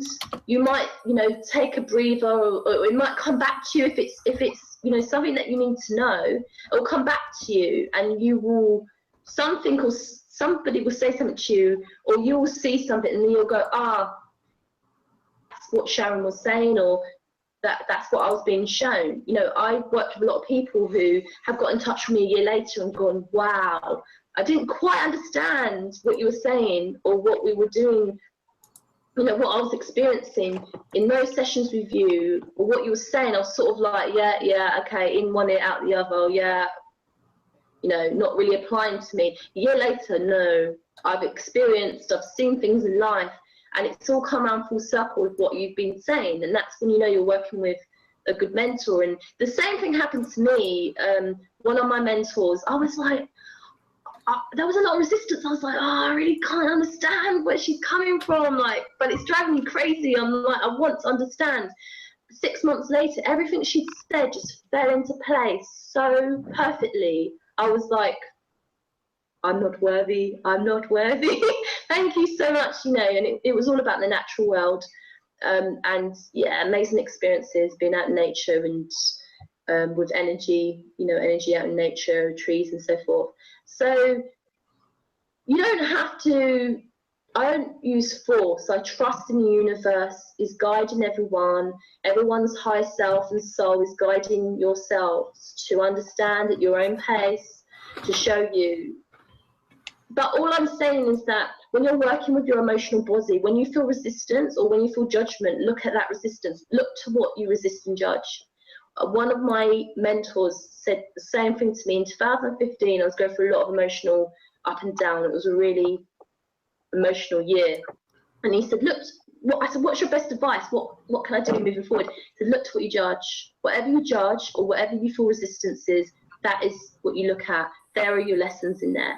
And I really do think that is such wise wisdom for everyone, because we're living in a society at the moment where the politics, government institutions are doing things that are creating a lot of resistance, and that, you know, creating a lot of chaos. And so look at it, be curious about what you're observing and judging or resisting, and explore that. Because, you know, opening up to a deeper level of yourself on that emotional and on that higher mind level is about trusting your higher mind. So you surrendered your physical mind, you know, that ego, fear mind, to a higher power, a higher part of yourself that is lovingly guiding you to the best places in life. You know, surrendering your emotions to, okay, I'm going to feel, but I'm going to allow myself to feel on an intuitive level and understand that the negative emotions are sort of telling me, this is something we're trying to tell you about, and the positive emotions are like, yeah, move towards your positive emotions, move towards, that is going to be something good for you. So, you know, it's this emotional compass that everyone can use. Doesn't matter where you are on your well-being or journey, personal development journey, or spiritual development journey, you can use your emotional body as a compass. Because, you know, what is amazing about your feelings and your emotional bodies is your emotions is truth. Your mind you can control and pick up and use as a tool. It is a tool to use to create. You co-create with your mind. You create the thoughts. But, you know, the trick is to use, from Abraham Hicks that I'm quoting, good feeling thoughts. So how many times are you thinking thoughts that don't feel good? You know, consciously training your mind to choose good feeling thoughts. But also what I love about the emotional body is, with the mind, like I said, it's a tool, pick it up, use it, create with it. But your emotions is truth. And a lot of people don't like or struggle with their emotional body because they can't control their emotions. They're like, oh, I can't control my emotions. I want to control myself. You know, some people feel like, oh no, I can't be emotionally expressive because I need to be in control. But, you know, the point, there's a reason why you can't control your emotions, and that is because it's communicating truth to you. So if you're about to say buy something but you don't have a good feeling, then it's your soul telling you, no, that not good feeling is the truth. You might not understand what that not good feeling about that decision you're about to make means. Listen to it and act on it, and then that answer will come to you at the right time, and then you'll go, okay, I understand why I didn't have a good feeling about that. So, you know, use it, become friends with your emotional body, and use it as a compass. It's on your side. It's not trying to fight with you. It's, you know, and this is how we relate. You know, having that emotional sensitivity, you can understand where people are with themselves. You know, we're all human at the end of the day. You know, compassion. How do you transition from that fear state, which is telling you, no, don't do this because it's frightening and scary, and the emotional baggage and all the good things that you were talking about earlier, to being able to trust that intuitive emotional side, that journey? I think it depends what kind of fear it is. I think we need to put fear into context. So when I was training dance, doing my dance classes and training for shows, we did shows in Fairfield Halls in Croydon, and we did a show in London. There was one show I had a solo dance, and this was the first dance I'd choreographed, the first time I was going to dance by myself on stage to a piece, a choreographed piece that I'd created, and I was so scared. But I really wanted to do it. So you've got your emotions going. I really want to do this because it would mean a lot to me. You know, I've been training for by then I'd been training for like 7 years. I was the last person to do my own solo piece in this dance show. Everyone in my class had done a solo piece years before, and they're like, "Come on, Sharon, like get to it. You're at this level now." So my emotions were like, and my passion was like, I love dance, and I really want to do. You know, I prepared behind the scenes, this choreographed, the music. Every time I practice it, it's on cue with the music. I've got the costume, but I was so scared that I had a meltdown before the show. I was crying to my dance teacher. I can't do this. She was like, "Yes, you can." And you know, running out on stage to do that performance, I felt fear right until that moment where I was in the center of the stage, dancing to that choreograph, that piece. And then it was like jumping through this veil. It is like jumping through the matrix, because all of a sudden I jumped from that veil of fear into the highest joy I've ever experienced in my life. And I did the choreograph perfectly. I did the dance to the song. It was only 2 minutes song. Perfectly on spot. Everyone claps. Very high energy. I'm quite a high energy, fun dancer. Came off, and people even came up to me and went, "Wow, you know, dancing's a real personal expression of oneself, of one's energy, and your energy, you know, it's really fun. It's kind of, yeah, it's really cool. I saw a lot of you, or I saw a different side of you in that." So for me, in that instance, fear, you know, fear is an illusion, really. It's not natural. And to don't allow your fears to limit your life. You know, if you really feel like you want to do something, but you're really, really scared, push through that fear barrier, because you realize it is an illusion. It really is. And, you know, I learned so much about myself doing that. I mean, I didn't do another solo piece again, but I know I've got it in me to do that, and I still choreograph dances and so forth. But if it's small things, like that's a big example. If it's small things, you need to understand your fears. Like, why do you have the fears that you have? And that comes back to your subconscious mind, and what you've absorbed in your subconscious from your early days. I'm doing some work with a mentor who, you know, actually broke it down and said your subconscious and your ego is formed from the ages of 0 to 4. So you absorb how life is in your subconscious mind from the ages when you're born to 4 years old, and then your ego sets in and goes, and then goes, okay, this is how life is based on our experience of 0 to 4. Now we're going to take you through life really safely, and we're going to remind you anything that is out of accord with this freeze frame of our experiences and these beliefs we formed early on in life. We're going to alert you just to keep you safe. We want to keep you safe. But of course, you know, your soul wants to experience life. It wants variety. It wants to follow its own calling. It wants to trust in life, in the universe. It wants to trust in the unknown. So then there forms the human condition and that soul journey that we go on as people and as human beings to grow and empower ourselves.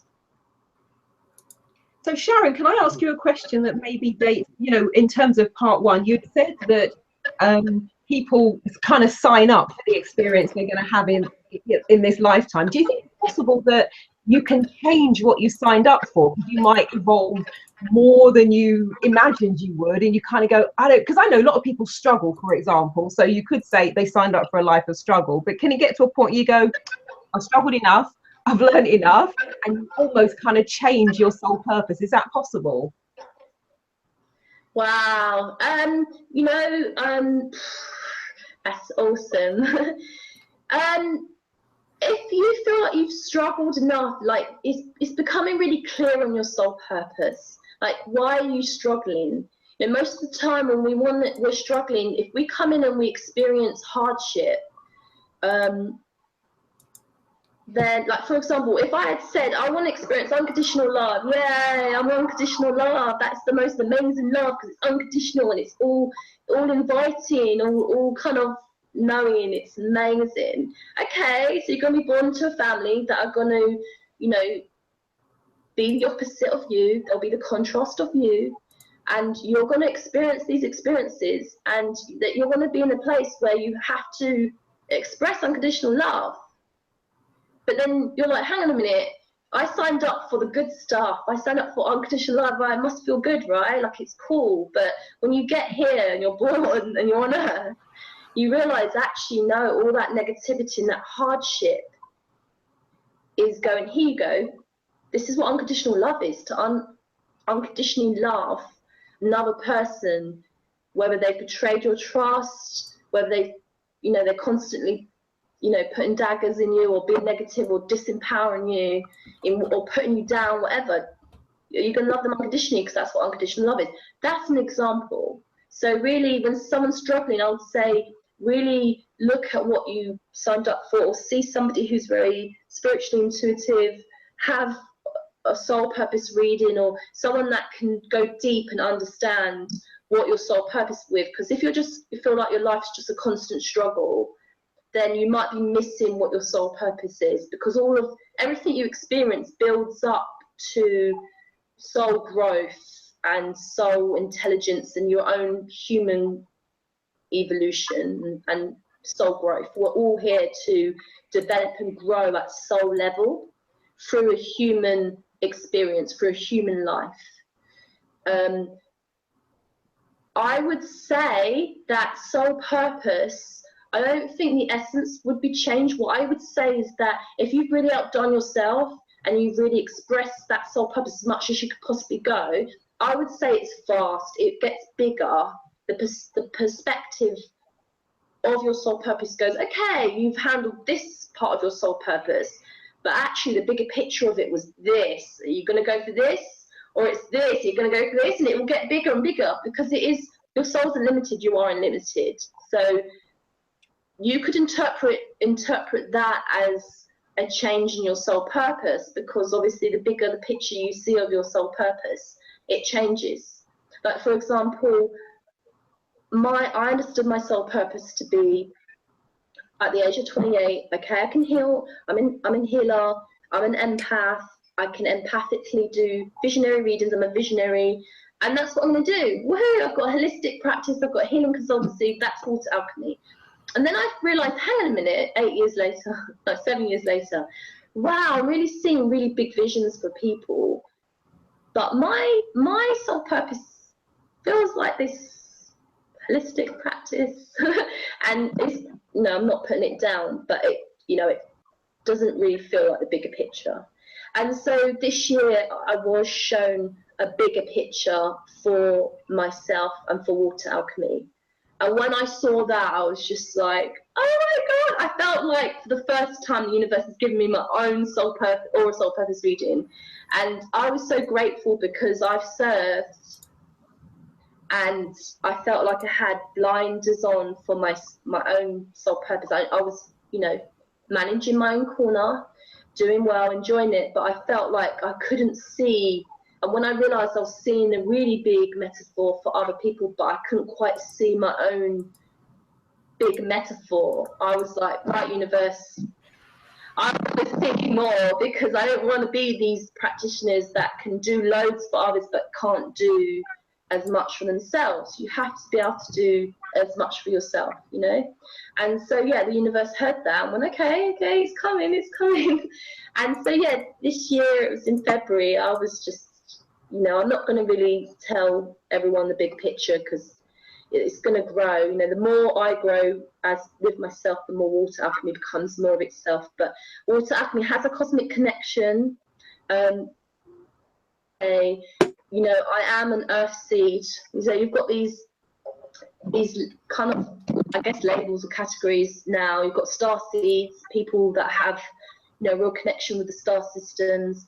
I'm very connected to the ocean and water, so I would say I'm an earth seed. I've seen past lives where I've lived in the oceanic realm, and so very, very earth-based, earth seed. I love that name. But, you know, so I never thought, I just thought I'm working with people on earth, and I never thought I would have some kind of connection to the stars. And so since last year, my sensitivity started very cycling with the planets. So there's a lady called Elizabeth Peru. She's amazing. She does like this cosmic tip-off, and she basically does this intuitive astrology forecast about the planets and how the energy has an effect on you. Now, at the beginning of last year, I started cycling with the planets. So everything she was saying on her Facebook posts, I was like, I felt that, or I just experienced that. So I signed up to the tip-off. Elizabeth Peru, guys, she's amazing.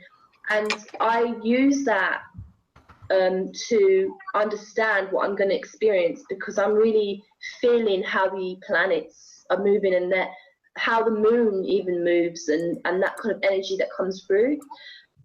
This year I've become more and more aware of ascension, and that ascension is actually becoming quite a challenging process. So certain people, they say 1/3 of the population are going through ascension at the moment.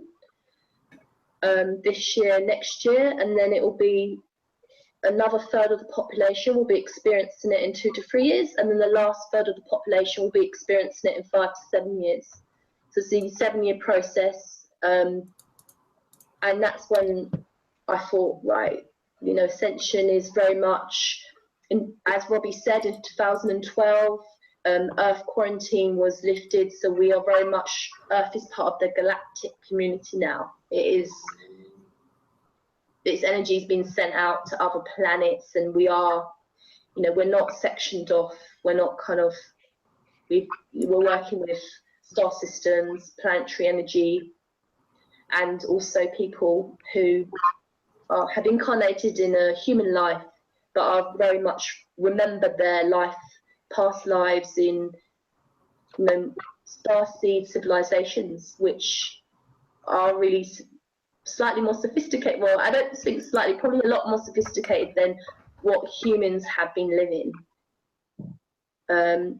I follow Bashar's work. Bashar's work's amazing, as well as Abraham Hicks' work. Their work's amazing. And to quote Bashar, we're going from Homo sapien to Homo galactia. So, water alchemy has got a cosmic connection, and that is going to become more prevalent. But I don't want to lose that earth focus as well. I love that kind of embracing nature and working with people on an individual empowerment level, definitely. I'm working with a lot of star seeds, so I'm learning a lot about different star systems. I just think it's just amazing at the moment. There's so much going on that you can learn. People are talking about extraterrestrials, aliens.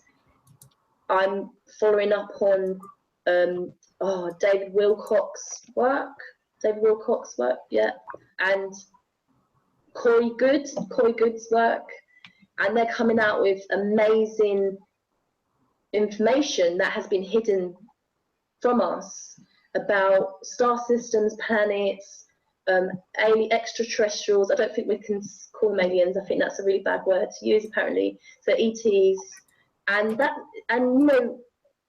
they're saying, look, the US government has been working with them all this time, and mainstream public have not been educated about what's been going on. So it's amazing. It's like, wow, like this is ascension time. We're learning more about how we're connected to other planets, and that Earth is very much a member of a galactic community. And why is this happening? Well, it's happening as Homo sapiens. We haven't been kind to Mother Earth. What have we done? On a natural level, we are destroying Mother Earth. We're destroying our planet. So you know, Earth is ascending, and we're moving into a more fourth dimensional, fifth dimensional reality. As human beings in a physical body, will be physical. So this is why it's amazing, because this has never happened before. In Atlantean and Lemurian times, we reached a spiritual peak where we were healers and living metaphysically with crystals, and you know, everything was really energy based. We're going to be going back. We're heading towards a new golden age, but this is the first time we're going to be advanced and evolved as human beings in a physical way. So we're going to be, you know, still very physical in our physical bodies, but we will be living in a fourth dimensional and fifth dimensional paradigm / reality / world. And that 3D reality, that dense reality, is breaking away, you know. So you've got old Earth and new Earth. So and you have a choice. There are two paths now, fear or love. There's nothing in between. There is nothing in between. You've got fear and you've got love. If you're not choosing love, it's fear. So really, you know, do the work on yourself. If you feel the ascension is calling you, or you feel you're awakening spiritually, or you're understanding that you have a soul and you're connected to expressing yourself as a soul person at soul level, then do the work on yourself when it comes to fear, because moving into the fourth and fifth dimensional new world, it is fear. There's no place for fear. We're not going to be operating in that way. It's going to be very heart-based, very love-based. So we can nurture Mother Earth. She's going to need a lot of nurturing. We can form a new way of living, you know, a way of living that doesn't involve war, weapons, and all of the 3D things that are destroying not just Mother Earth, but we're destroying ourselves. We're completely destroying ourselves as a human race. You've got so many things I could go into, which I won't, because I feel we're wrapping up the show, but you can look at chemtrails. While, you know, you've got people in the government.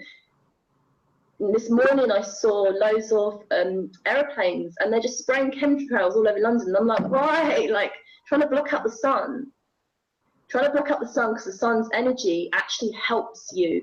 If you to go through a lot of emotional healing, get out in the sun, guys, or be by the beach. Absorb the energy from the sea, absorb energy from the trees.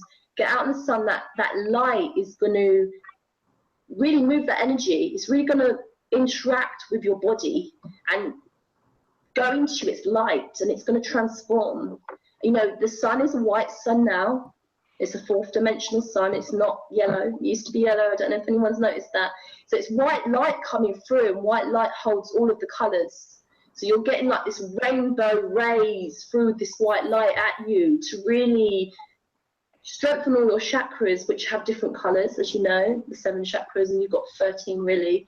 You know, yeah, because, you know, there's other things in this world that are trying to block out the sun to actually stop you from having sunlight. So there's little things to pay attention to that you can do in your everyday life to help you get to a place where you're energetically empowered, so you can really adapt to the changes that are going to be taking place. Because if you don't adapt, you're not working yourself. This year is a great year to work on yourself. This year, new beginnings. You really are going to be caught up, you know, and you don't want to be left behind. I don't think people will be left behind, but I think, because it all depends what you're thinking ascension is. But I think one of the biggest things is like, imagine living in a village, and in that village, all you knew was that village. You only knew everybody in that village, and as far as you were aware, that's all that existed. And then suddenly somebody from somewhere else in the country appeared, and then a couple other people appeared, and suddenly you realised that there was actually a whole country, not just this village. There's a whole country, and then suddenly you realised actually there's other countries. Yeah, I know, it's widening that conscious. Yeah, but you know, that's the metaphor. Before we wrap up, so my latest discovery, guys, is, so I had a lot of dreams and a lot of insights into past lives in the oceanic realm.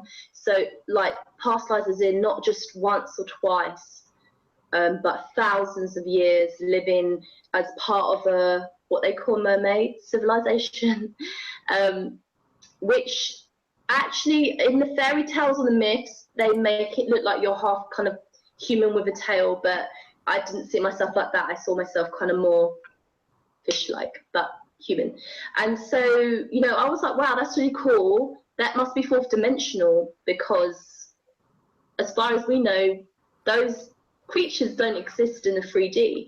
And I've done some research that came to me, and there's some videos that actually show that this kind of civilization that lives in the sea has been with us. It didn't die out. So really, you know, it shows the Homo sapien humans as we were living as Homo sapiens on land, that some of them, a strand of them split off from land and was, you know, trying to collect food where the water was on the shores, but actually just ended up just leaving the shore and going out to sea and evolving as a human race, but living underwater. And there's traces of this human race. You've got an indigenous tribe in Bali that actually still have gills, not gills, that they have, I don't know if you call it gills, they have what you call behind your ears, it might be gills, but they can actually, if they wanted to, process the oxygen in the water. There was a CIA thing, I think I can say that. There was a CIA many years ago, and one of my friends told me about it, and then came out. I would love to visit that tribe. There's also an Indonesian tribe that still all just live on boats, and they, you know, really go underwater and hunt. So, you know, I just thought this is a civilization that died out, but there is evidence to support that this civilization that people call mermaids or mermen, but actually look fish-like rather than human, is, you know, human ancestors that have lived in the ocean with us. There is, this video shows the government conspiracy that they know that this human civilization that broke away and is living as mer people in the ocean exists. Their actual level of intelligence is really almost ET-like, because they've lived in pure ocean, pure nature, pure, you know, living like whales and dolphins do. So they've got this crazy sophisticated intelligence that I believe the government officials that are really, they're actually trying to kill them. They're sending out sonar kind of sonar rays out into the ocean that not only causes the whales to die and be beached, you see a lot of whales being beached, but they also are killing off this human civilization that swim with the whales for protection. And I believe they're doing that because this human civilization is more intelligent than us as Homo sapien human beings. And they don't, you know, the government agendas or, you know, whoever is the powers, well, I'm not going to call them powers that be, but government agendas, institutions don't want that. You know, they see that as a threat, because obviously they're trying to control everything, or us, or kill us off even. So yeah, that for me, that's, you know, I'll leave you with that cliffhanger, because that's amazing to really have had so many dreams and images of being part of this civilization, and to know that they actually haven't died out. They're actually living with us in a 3D world, as well as in a fourth dimensional way as well. I had a tear in my eye when I saw the documentary. So yeah, you know, it's food for thought. It really does break open your mind to new things. But I think, you know, with all this ascension talk about extraterrestrials from the stars, I think it's time to embrace, you know, what is living in the ocean, and that we do have human ancestors that have evolved and are still alive with us, and we could learn a lot of them. Just, you know, I'm really against whale hunting as well as mermaid hunting. Okay, right. So as I said, let's start to wrap it up. So let's go with first Agent 35. Marilyn, have you got anything else you'd like to ask or say as we wrap up? No, it was fascinating stuff. I guess, the one final thing, but I guess you'd have to be quick in terms of how you explain it. You've mentioned that somebody had worked with you for 3 months, and that also you'd, let's say, work with a guy, you'd open his heart in just that one session.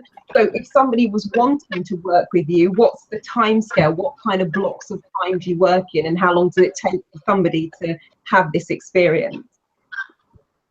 If it's heart opening work, then I would say have a consultation with me, and we go from there.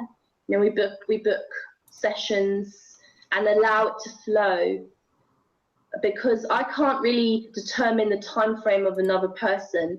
All I can say is my work is impactful. It will be impactful from the moment I start working with you. Energetically, it's soft and gentle, but it's impactful. There will be changes. There will be transformation. However long you want that to go for, or however I feel, I'll be communicating with your higher self and asking your higher self and soul, how many sessions.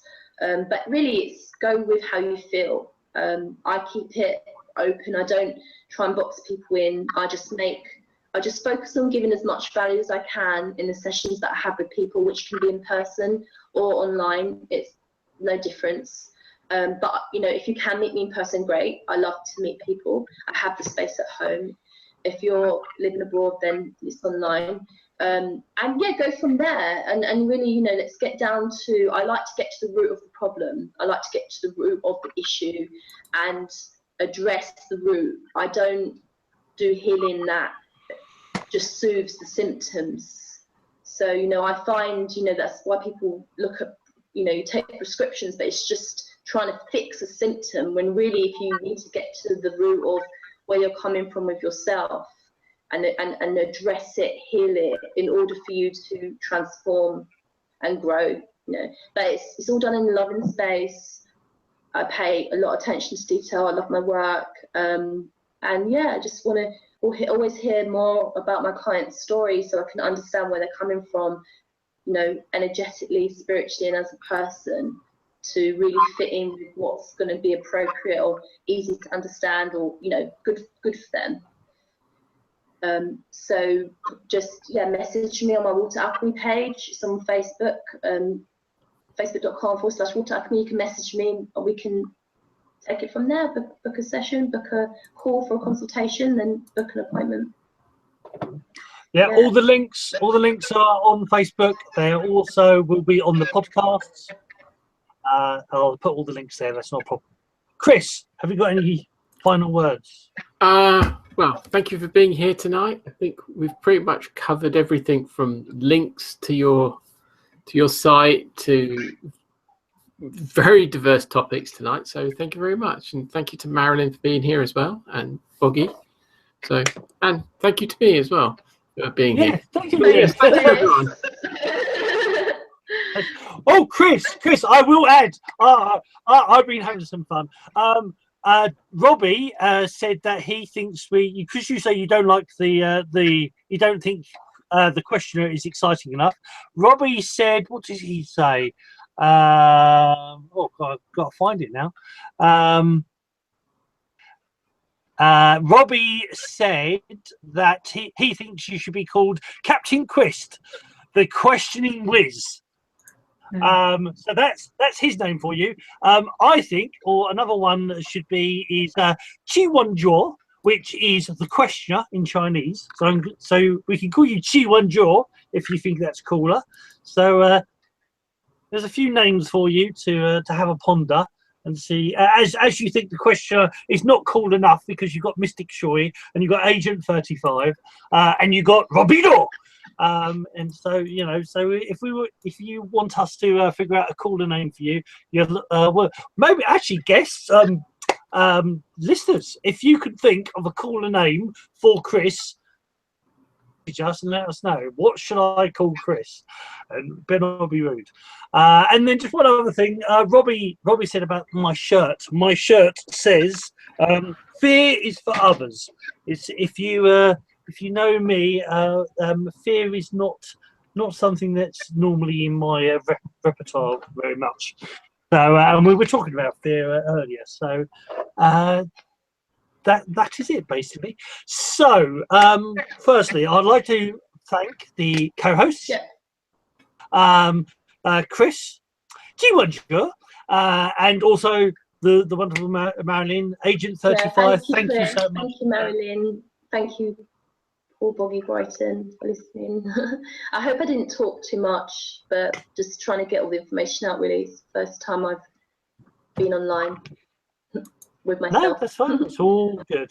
And well, thank you. So thank you, Sharon. Thank you, Mystic Shoy. I still like that name. Thank you, Mystic Shoy, and Water Alchemy. Don't forget Water Alchemy. Thank you very much. It was a great show. I put the link to the Facebook fan page group, the links about the kind of mermaid conspiracy on YouTube, and a link to my note that has a summary of services. Yeah, if you want to scare yourself tonight, watch that video. It's really scary. It's so scary. But it's thrilling, you know, it's exciting. So cool. Awesome. Right, so for the podcasters, next week's show is going to be, I think I'm pretty excited about this one. Next week's show is our year anniversary. It is 1 year, a year ago, that we started the shows. So next week we have a number of guests. All these guys are invited. Hopefully they can make it. And there are a couple of definites, but I think it's going to be a bit of a mystery to see actually who turns up. It's going to be sort of like an open hangout of past guests, possible future guests, lots of co-hosts. I'm really looking forward to it. It should be fun. If you guys have any questions that you want to ask any particular guest or any past guest, if you've got a question for a past guest, message us, let us know, and we'll see if I can get that guest to actually come on the show, or at least get them to give us an answer. So next week will be the anniversary, the 1 year anniversary of the Way of Mindful Consciousness, or Conscious Mindfulness even. See, it's a year on, and I still can't remember what the name of the blooming show is. So it's a boggy thing. Don't worry. So thank you very much to the co-hosts. Thank you very much to Sharon, to Mr. Choi for tonight. So I hope you guys take care. Bye for now. From the mighty Chris. Bye.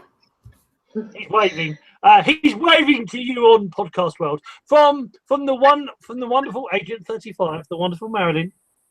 And for those of you who are wondering, my full name is Marilyn Devonish, but aka Agent 35. Yeah, I'm sorry. Yes, it's Marilyn Devonish, of course. But she's Agent 35 on this show now. That's her new name. And then finally from and little on me. And finally from the wonderful Sharon. Water Alchemy. Thank you, guys. Water Alchemy. So take care. Hope you enjoyed the show. Love, Chi. The Way of Conscious Mindfulness.